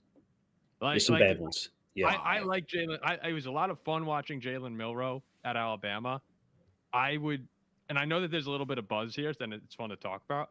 I think I would be stunned if he went over Jackson Dart. I would be really surprised even to see him in the first round. I mean, I know quarterbacks rise. Maybe someone trades up at the bottom of the first round, but I'd be floored if he went over Dart to Pittsburgh. Jackson Dart has so many different qualities in his game. Like you see pieces of Caleb Williams in his game when he's running the ball, but I was just looking up his height, weight. I couldn't believe that Jackson Dart is really 6'2", 225. He just doesn't look it, but when he runs it, man, he runs all of it. When he tucks and runs the ball, he's hard to bring down too. Go ahead. What were you saying? So I was saying it could also Amari Hampton could also be in play here for Pittsburgh after losing Notch. Like I think there's a lot of options Pittsburgh could go. Walter Nolan. Agreed. Could even come in here with Cam Hayward at some point has to retire. And they got Benton too. They got a good group there. But I think for the sake of having fun here, I would go with the quarter. I would go with Dart, but I was fixing my camera there. It sounded like you guys were really putting some steam behind Milroe. So Alex, you be the tiebreaker. Alex, what do you think? You think a quarterback here at Dart or Milroe? What do you think we're gonna do? I'm thinking quarterback. I'm thinking Steeler way, and I'm gonna say Jackson Dart. All right, 2 for Dart. I'm going Milroe. Derek, what are you saying? Milroe. All right, what are you thinking? Even though he's got severe issues, obviously, at times with accuracy. I love this. I think it's got to be Milroe. All right, it's 3-2. No way. You guys are awesome. All right, it's bolt up time. Steelers fans would flip out. That would be so funny. Yeah, but you know what though? I think they're more worried about the Kenny Pickett thing. Like you said, we've heard that the whole hands thing, and at 21 taking another quarterback what was Pickett? Was he 20 or 21? I don't remember now. Early 20s. Right around there as well. It feels very simple. The Steelers nation, they're gonna melt down if they take a quarterback. All right, Bolts, depth chart. What do we have here? What are their biggest needs? Wide receiver, tight end. We've got a lot of wide receivers slipping in our board right now. How can you Yeah, gloss I know. over another wide receiver? Don't know. Especially for the Bolts. I mean, Emeka Egbuka makes a lot of sense out there, does he not? I like Ibuka. We also have Golden, right? We have both those guys there. I don't know how Golden's on the board. He was my first one off the board. Honestly. First wide receiver off the board. I would go with one of those two, whoever you're feeling. Let's see here. Let me just take a quick peek at the depth chart. So they got Mike Williams, Quentin Johnston, who really hasn't turned out to be a whole lot. Ladd McConkey, he's on his way. Brennan Rice. Solid. You know, their wide receiver room is actually not bad for this year to get rolling. They might pass on a wide receiver in the first round, but then again, if you had this kind of a group that you're staring at, you probably wouldn't. I really like Alec Iomanor. Man, he's fun to watch. Physical, right? He's very the guy physical. that blocks his ass off, right? He's definitely the, if you don't block, you don't get the rock kind of guy. He does it all. I think from a Chargers perspective, with the unknown being Quentin Johnston, if Greg Roman is still their offensive coordinator, they may not take a wide receiver here. But I'm going to vote for the Ohio State guy because he's classically trained. He's very balanced and good. You kind of know what you're going to get from him in the event that Quentin Johnston, doesn't improve this year based on some of the stuff he saw last year. 59.1% contested catch rate. Golden is 61.1% contested catch rate. I mean, these guys love to fight for the ball. Alec Iomanor, 48.3. Jaden Higgins, 58.3. I love Jaden Tate, man. That guy is. I don't know how he's going to be outside the first round. He may not be. All right, I like Emeka. Anybody voting down a wide receiver to the Bolts? No, they need it bad. All right, Emeka's it. Packers, back to you, Mr. Paul Farrington. Yeah, the Packers, Vikings, Lions, Bears. One thing that I love for all of them, I'm sorry, I don't want to make this sound. Let me just get this clear. I do not like the Packers, the Bears, or the Lions. If I'm assuming I'm playing the role of one of their fans in this situation, it's nice that they all have kind of the flexibility in this draft Right. to bounce around. And that's what the Vikings got when they addressed the lines the way they did. And the Packers really, I know that they didn't make the big splash that people wanted them to in free agency, but they really do have a pretty complete football team here. The big needs are edge rusher and they are cornerback, but depending on what happens with Jair Alexander, Jair, at this point, it seems like he might actually come back, which I think would be good for them. Because if he's gone, how much stock are you putting in Isaiah Rodgers, Keyshawn Nixon, and Carrington Valentine as a trio with really no one behind them? So I think that becomes a kind of shaky situation. As far as the Packers pick here, I'm looking at the edge rushers, and I am looking at Shamar Stewart there with the what are we at, the 23rd pick here. Shamar Stewart's name pops into mind. I'm not sure. Rebel's one of the cornerbacks that I'm kind of considering, but it feels like he's falling down draft boards at this point in time. We could also look at your BC guy, Will. I don't want to steal him and especially put him on the Packers. But the one thing that you would have there is that Gutekunst does like these longer arm dudes, bigger dudes. Like that is not necessarily a bad pick. I think I'm going to have some fun, though, and put Shamar Stewart to the Packers here. Ouch. At 23. Oh, yeah, I would rather have you taken Donovan. It's all good. Well, they got Van Ness. Who's the guy on the other side? They got Rashawn Gary. Yeah. I mean, and Gary's got what, 2 years left on his deal, or is it one? I'm not sure. I think he might have 1 year left on his deal. I mean, that'd be an interesting one because, I actually think Van Ness has had some good moments. I know that the overall output hasn't been great. It's a good group. I was also considering Walter Nolan here to a degree, just to beef up a little bit more on the interior. I don't know. Like, do you guys like any of the other cornerbacks? Is this a little early for who's the Kentucky kid that I am? Hairston.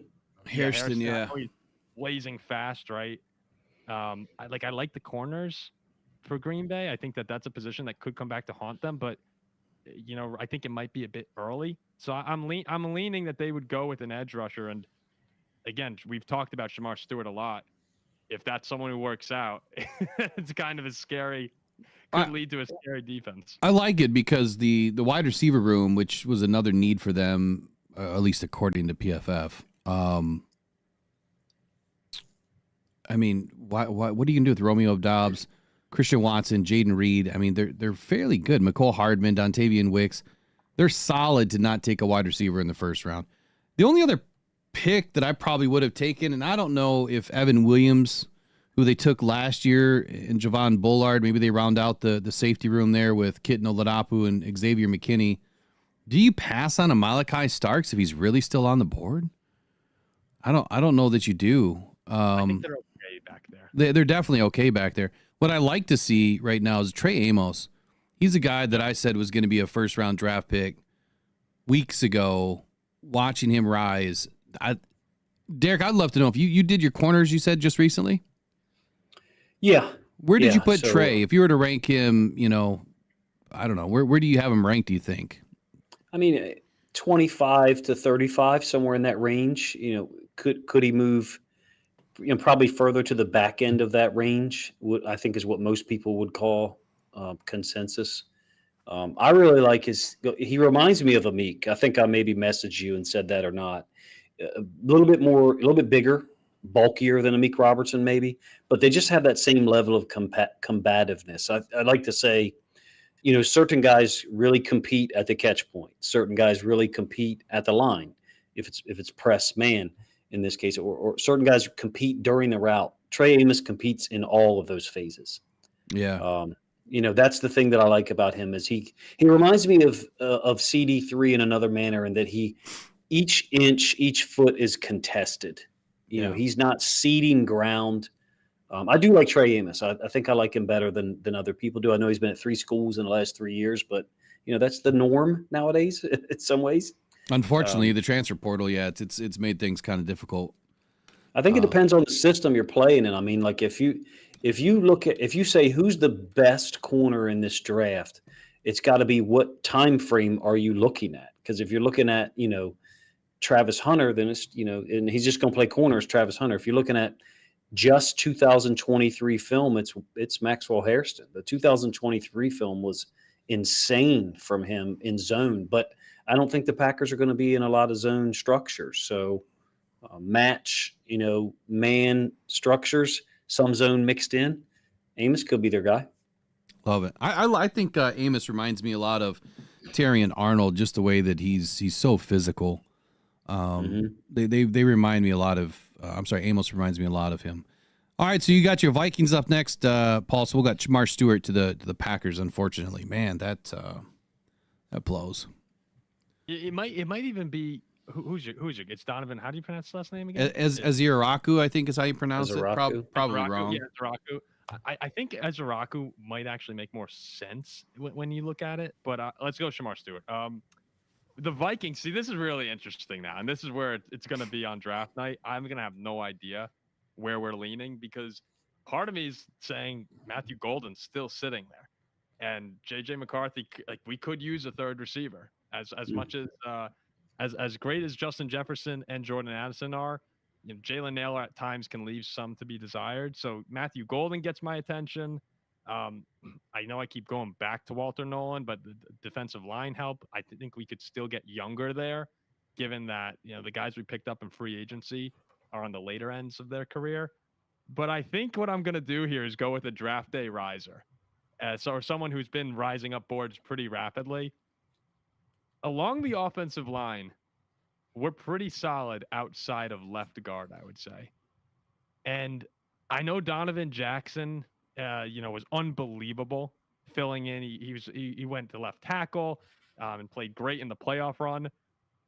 But I think that we might take Gray Zabel here if he were on the assuming he's on the board. What do you guys think of that? Is that a little bit of a reach? I know he keeps rising up draft day boards. Over Calvin Banks?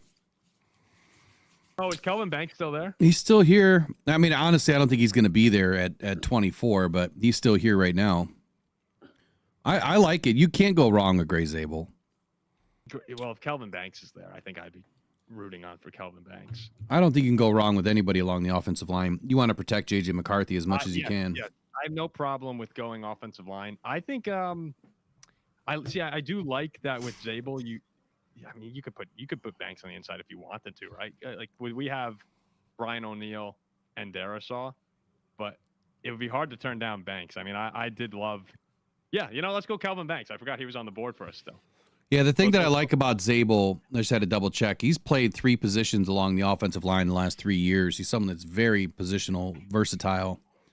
He is, but again, it's funny because I'm like contradicting the pick that I had. But when you look at Kelvin Banks, I do think that this was someone, all year long or all season long last year, we were talking about a top 5 pick here. Yeah. And I know that he slid down for a reason. But he's still someone that at times was dominant. I would be Banks? so pumped up if Absolutely. Banks. Yeah, like it. Banks is that. You sure you don't want to go with the first pick that I had up there? I had some really good kickers lined up. Yeah, right. You're good? Yeah, well, we probably have someone who would fall apart by the end of the year. He'd miss the big kick anyway. Yeah. All right, who wants to take the Texans? Jake, Derek, anybody? I can take the Texans if you want. Oh, there we go. Alex, there we go. Yeah, take it. Yeah, so I've been debating 3 different positions. Like, I know they lost Stephon Diggs, but I'm looking at the wide receiver room. It's at least solid for right now. Nico Collins, Tank Dell, and Christian Kirk with Justin Watson and Braxton Berrios behind. I don't know their confidence level in center and right guard at Jaron Patterson and Juice Scruggs. But also, I will add, and this would be obviously we know that DeMeco Ryans is a defensive guy. Their 2 interior defensive tackles are Tim Settle, who hasn't had a ton of production, and Sheldon Rankins, who's only played 7 games as of last year with the Bengals. Walter Nolan, maybe? I love it. Beefing up that defensive line. I like it. I don't like it, but I like it. It's a good pick for them. I mean, that's going to be a really good football team. They're a tough out, regardless. I mean, we saw the offensive line issues they had last year. They're still a tough out. That's a great. I think that's a great team in the making if they can stay healthy up front at offensive line. So I know this is not going to happen. This is not going to be normal, right? Golden is not going to be sitting here. But let me bend your mind for a second. Let me get your thought.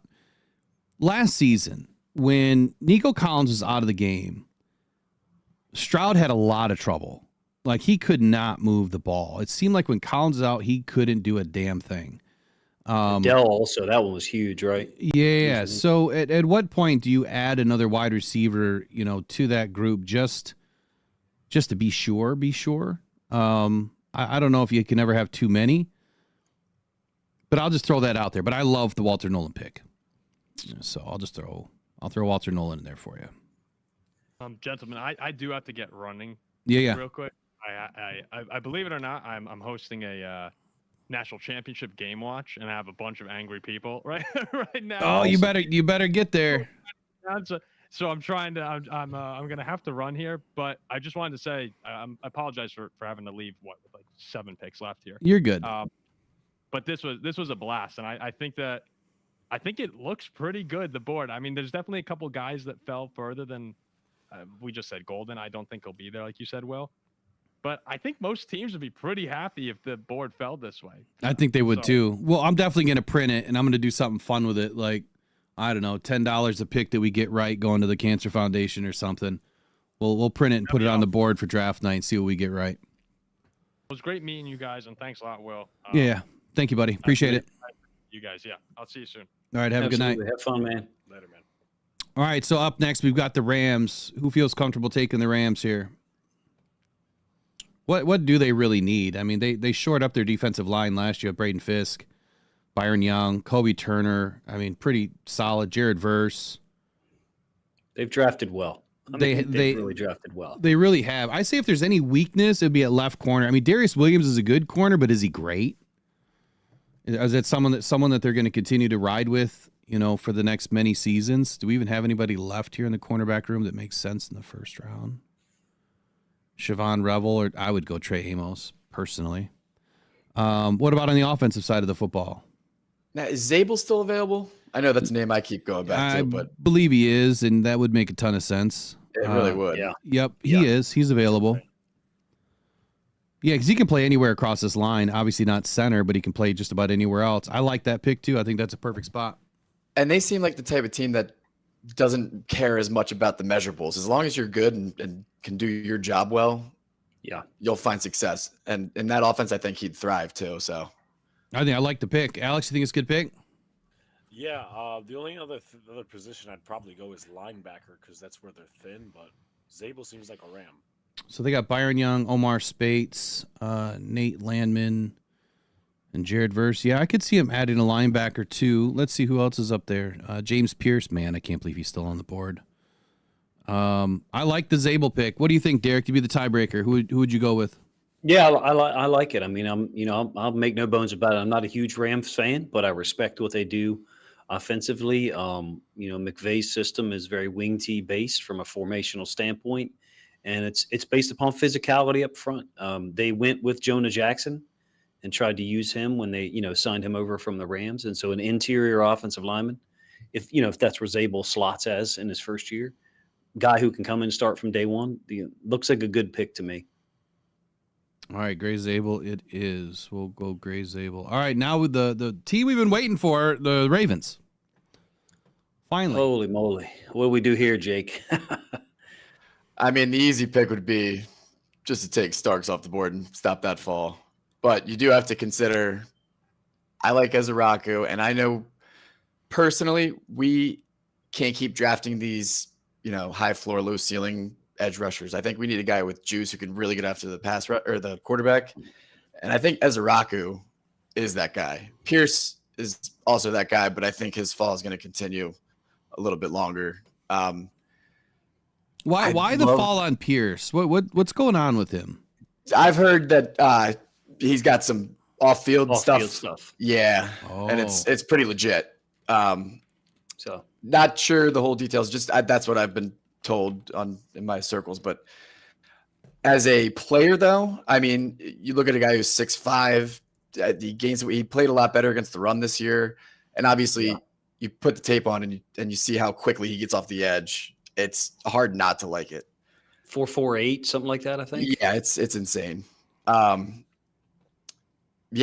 think I'd go Starks here. I think you'd be crazy not to throw him in the mix with Hamilton and Humphrey and Wiggins out there. Yeah, I mean, it probably moves Marlon to more outside corner.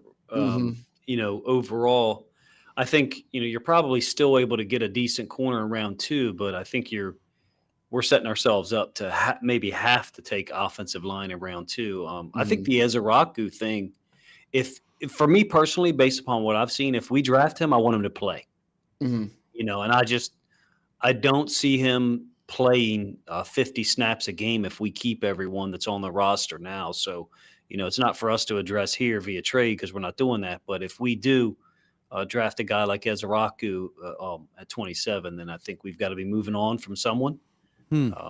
Even if it's just an Ojabo or something like that, there's just not that many snaps out there. Van Noy's going to get on the field; he deserves it, and Tavius Robinson's going to get on the field against the run. So I do like Ezeraku, other than my concerns about his effort level against the run. Another one that I like too, and you got to consider the fact that Travis Jones is a free agent next year, and he's probably going to be gone. If you're not going to have elite edge rushers, look what the Eagles did. Get guys who are on the interior who can get after the quarterback, and Derek Harmon's a guy who can definitely do that too. Yeah, he's a good one. Yep. But I don't know. It's your call, Derek. Man, there's like a boatload of riches for you guys here at 27. And you know what will happen? We'll just stay up all night and then trade down. So exactly. Right. The trade back. Like if it's me here and someone if the Eagles want to trade up with us here from 30, 32, or something like that, then I'm entertaining it. But we'll go with Starks. I like it. Malachi Starks. All Revel right. would be the other guy, I think, for me from a defensive standpoint that brings something nobody else brings with that physicality and just being that badass on the outside. Wow. So all of these people that have been waiting this entire time for the Detroit Lions pick, man, we are finally getting to it, and I think that we got a little bit lucky here. Let's listen to what the pick's going to be here. Detroit Lions select Nick Scorton. I'm not going to go any further than that one. Nick Scorton's got to be the pick for the Detroit Lions here. I would not walk away from Nick Scorton. Yes, I would take him over Donovan only because I think he's a pure edge setter. I think he's one of the best edge setters in this class, opposite of Aiden. I think the Lions are looking for an edge setter. They're not so much looking for a guy to get after the quarterback on every down. It's just someone to contain that edge and push. You want to push that offense to a place where they don't want to be, which is towards Aiden. And assuming that Aiden's going to get back and be himself, video yesterday showed that he's looking a lot better. I think that Nick Scorton's the pick. However, I would also see the Lions trading back here. If you had this many riches to pick from, this late in the first round, there is no reason to stay in the first round anymore. If they can trade back to 33, 34, 35, I would do it in a heartbeat and stack some picks, assuming that they can pick maybe 2 inside the top 40 or, one inside top 35 and another one inside the top 50, and then they're good. I just don't see a lot of guys being able to make this team later in the rounds. I think that the later, 5th, 6th, 7th round picks probably won't find a way on the roster in Detroit. It's too thick. Can I throw a change up at you that's kind of Sure. nasty? Yeah. You say, and I agree with you. I'm fine with you. I believe you. But what if the trade back option is 39 and the Bears want to move up to your spot? Oh yeah, no. No.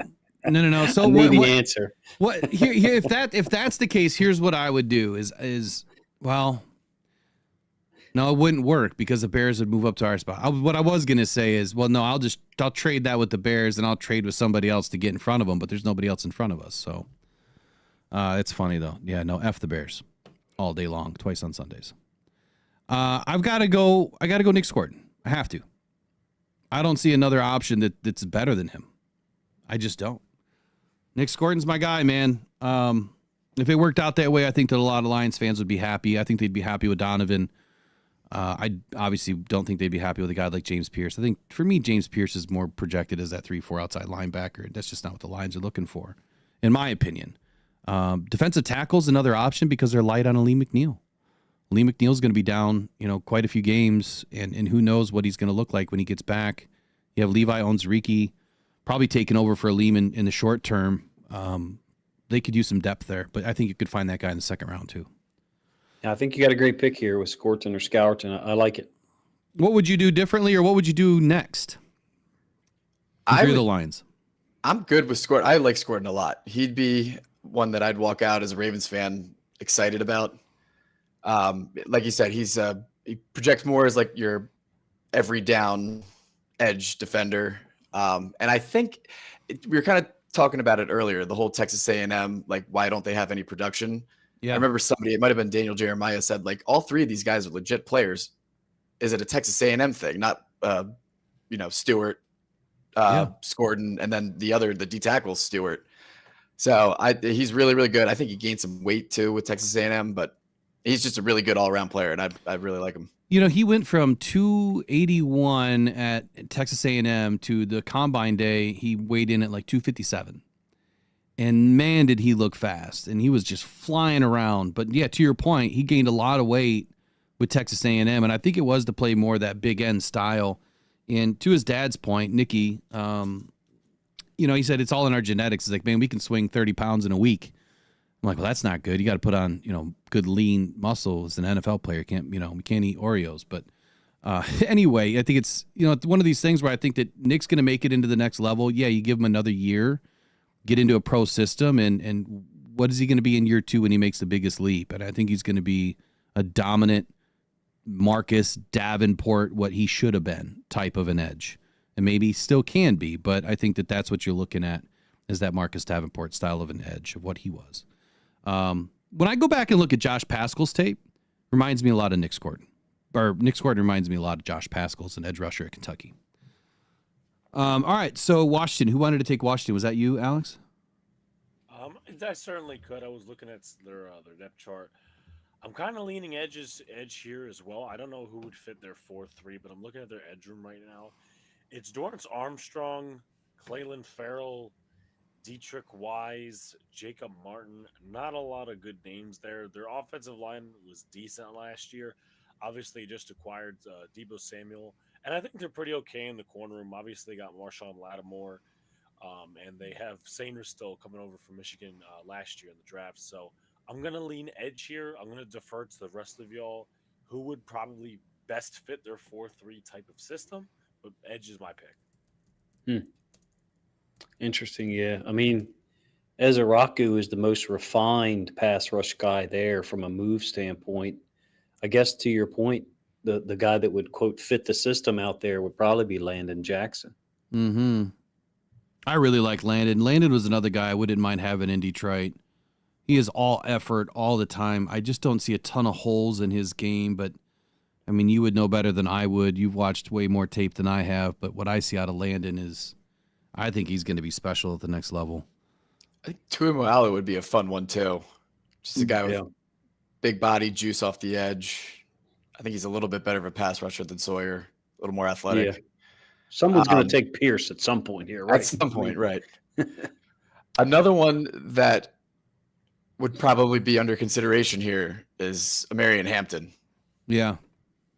So who's in the running back room right now? That is Brian Johnson? Robinson and Austin Eckler. That's their little third They down. have, in other words, they have Robinson. Yeah, exactly. Yeah, you groom a Hampton. I mean, you have that nice 1-2 punch there.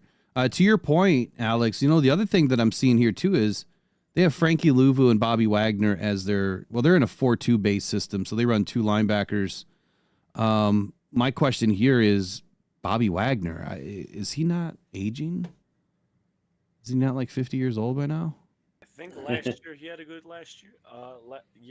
Yeah, he's been in the league 13 years. I don't know how much longer is he really going to be playing, but could they go linebacker? Would they take a risk on Pierce here if they wanted to bring him in as he's more projected as a 3-4. Yep, everyone's gone. Well, I'll wrap it up. So the pick he had was oh, now they just all drop back in. That is weird. Okay, so we're back. That was weird. Everyone just dropped out and dropped in. Interesting. Commanders fans didn't like your pick. I guess not. So what was the pick? Because you guys dropped out there at the end. Which edge do you want to take, Alex? For I mean, let's take Pierce. Why not? You want to take Pierce? Yeah. Okay. Yeah. All right. Buffalo Bills. We got 3 picks left. Derek Harmon's an easy fit. Yeah. Derek Harmon definitely is an easy fit there. Kansas City Chiefs.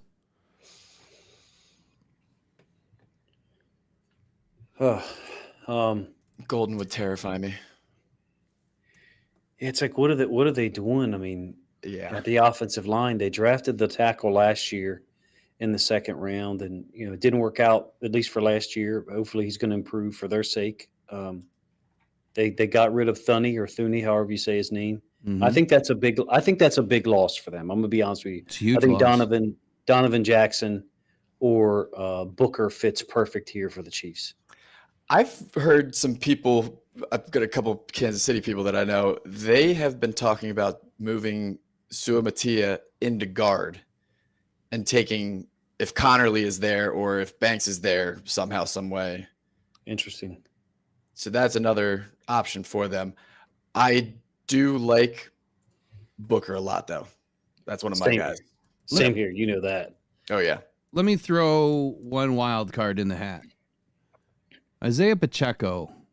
How durable is he going to be moving forward? Last year he had 83 rushes for 310 yards. He's now their star running back in 2025, or what you could call a star. He's just their starter. Why not Omarion Hampton here? Could be. I mean, I personally really like Pacheco, but absolutely could be. Good question. Okay.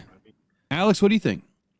I think they have a decent backfield. I mean, I'm not ruling out because they're a pretty complete team. But outside of him, they got Kareem Hunt, Elijah Mitchell, who used to be very good with San Francisco, and then Carson Steele, the big preseason guy. So I'm not really ruling out running back, definitely. As far as tackle, got to keep in mind they did sign 49ers tackle Jalen Moore to a deal. So, but that also wouldn't rule out tackle either. So I'm not opposed to anything here. I think Kansas City is a very well-run operation, too, and I think they know that they don't have to go running back here because there's going to be 30 that go round 2, 3, and 4 that are going to be True. legit contributors or starters in the league. I mean, look at Pacheco, 7th round pick. Yeah. Yeah. So, Well, I Cam think- Scadabo. I mean, there's some dogs in the second round here. Yep. Quinton Judkins. I mean, all these guys can play. The Ohio State guy. I like Samson a lot. Tennessee. Jaden Blue. Yep. Running back's ridiculous. It's insane. ridiculous. It's a deep draft. Okay, so which offensive lineman would you guys like to take then? Is it Booker? Is it Connerly? I would go Booker personally. Yeah, Booker? he's my favorite, or one of them. All right, Booker. Where you at, Booker? There he is. Booker, Alabama, going to Kansas City Chiefs. Last pick, the Eagles. All the edge defenders, all of them. Yeah, all of them. All of them. Alex, how do you feel about the Eagles, man? You're pretty close to them, right? Oof. So they let Josh Sweat go to the Cardinals. They signed one of our guys, Azeez Ojulari, who kind of struggles to stay on the field. Man, you got to look at the next guy who has to retire, which I don't know who that would be. You could doesn't mean you will go O-line, but they could either stick with Tyler Steen from Bama 2 years ago. They could also try to refine the game of Kenyon Green. Jeff Stoutland's an excellent coach over there. God, I love Jared Ivey sitting there. Yeah, Jared Ivey. You know what? I might lean that way because the other edge is Jalix Hunt and Nolan Smith. I mean, Bryce Huff was extremely disappointing this year. Extremely. Yeah, couldn't even get on the field. Actually, wasn't active, was he? Yeah, there was a few games where he just wasn't on the field. So, Wow. I mean, they have a interesting edge room. They have a bunch of failed guys. I mean, Uche, Huff, Ojulari, still got Hunt and Smith. So why? I would take Jared Ivey. I mean, personally. Wow, I like Ivey. I think he's going to move up some boards. What do you think, Derek? Yeah, I mean, personally, there's just so many edge defenders. There's always going to be, each one of us is going to have a couple of guys that are not our personal favorites. And for me, Ivey's one of them. There's not he's a bad player. It's just other guys have certain higher ranking skill sets, like Ezeraku with the pass rush, et cetera. But Ivey's a great talent. He's a good player. He plays hard.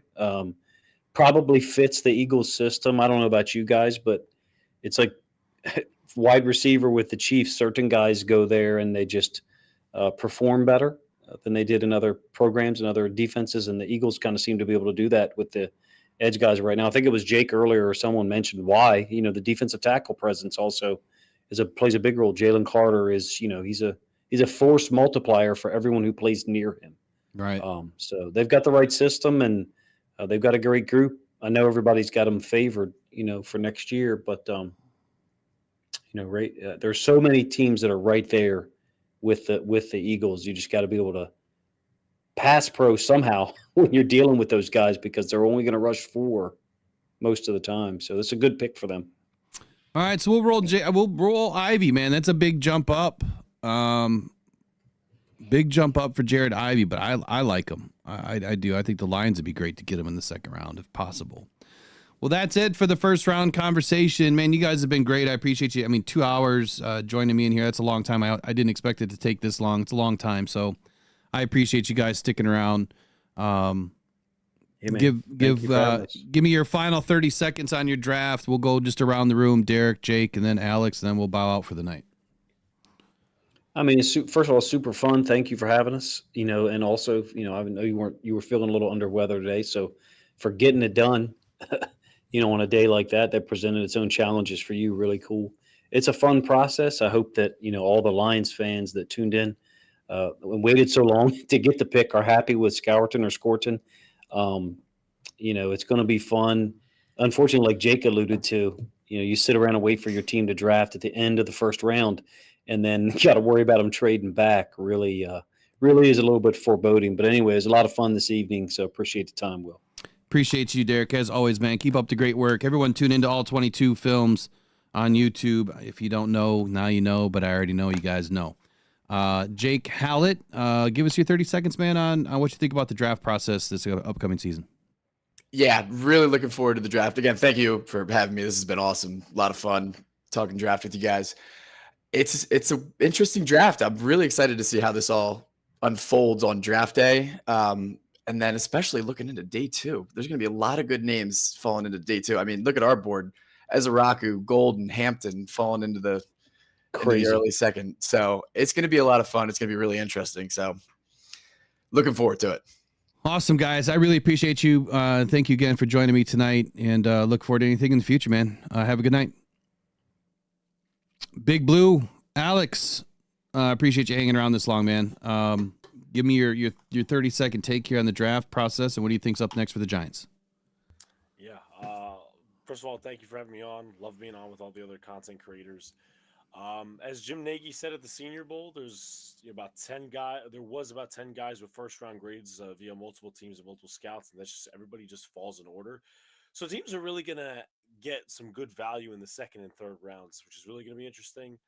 I hope the Giants come out with a quarterback within the first 2 rounds, but we'll see what happens. And of course, Will, thank you for having me on.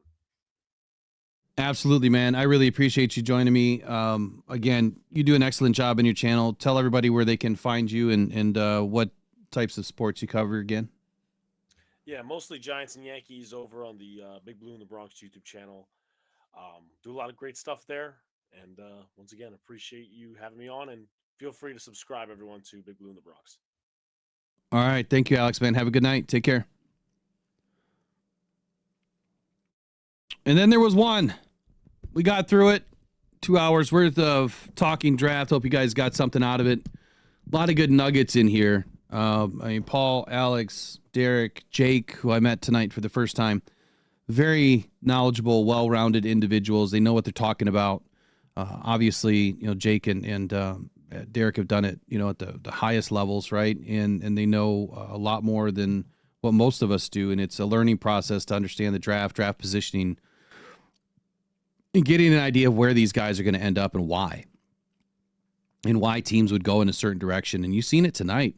When you're faced with all of these decisions, it's incredibly hard to pass up on what could be a generational football player for a player that maybe is more of a sure thing, or maybe it's a player that just is supposed to get drafted at that position.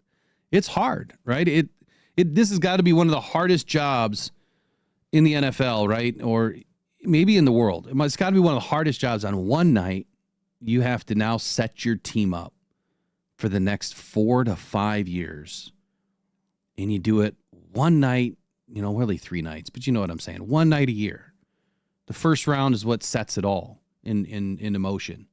So fun stuff. Final mock will be out, obviously, the week of the draft. I'm going to do one more mock draft, and we're going to get a little bit closer. So appreciate you guys all joining me tonight. We'll see you tomorrow on the Rise of Grind morning show.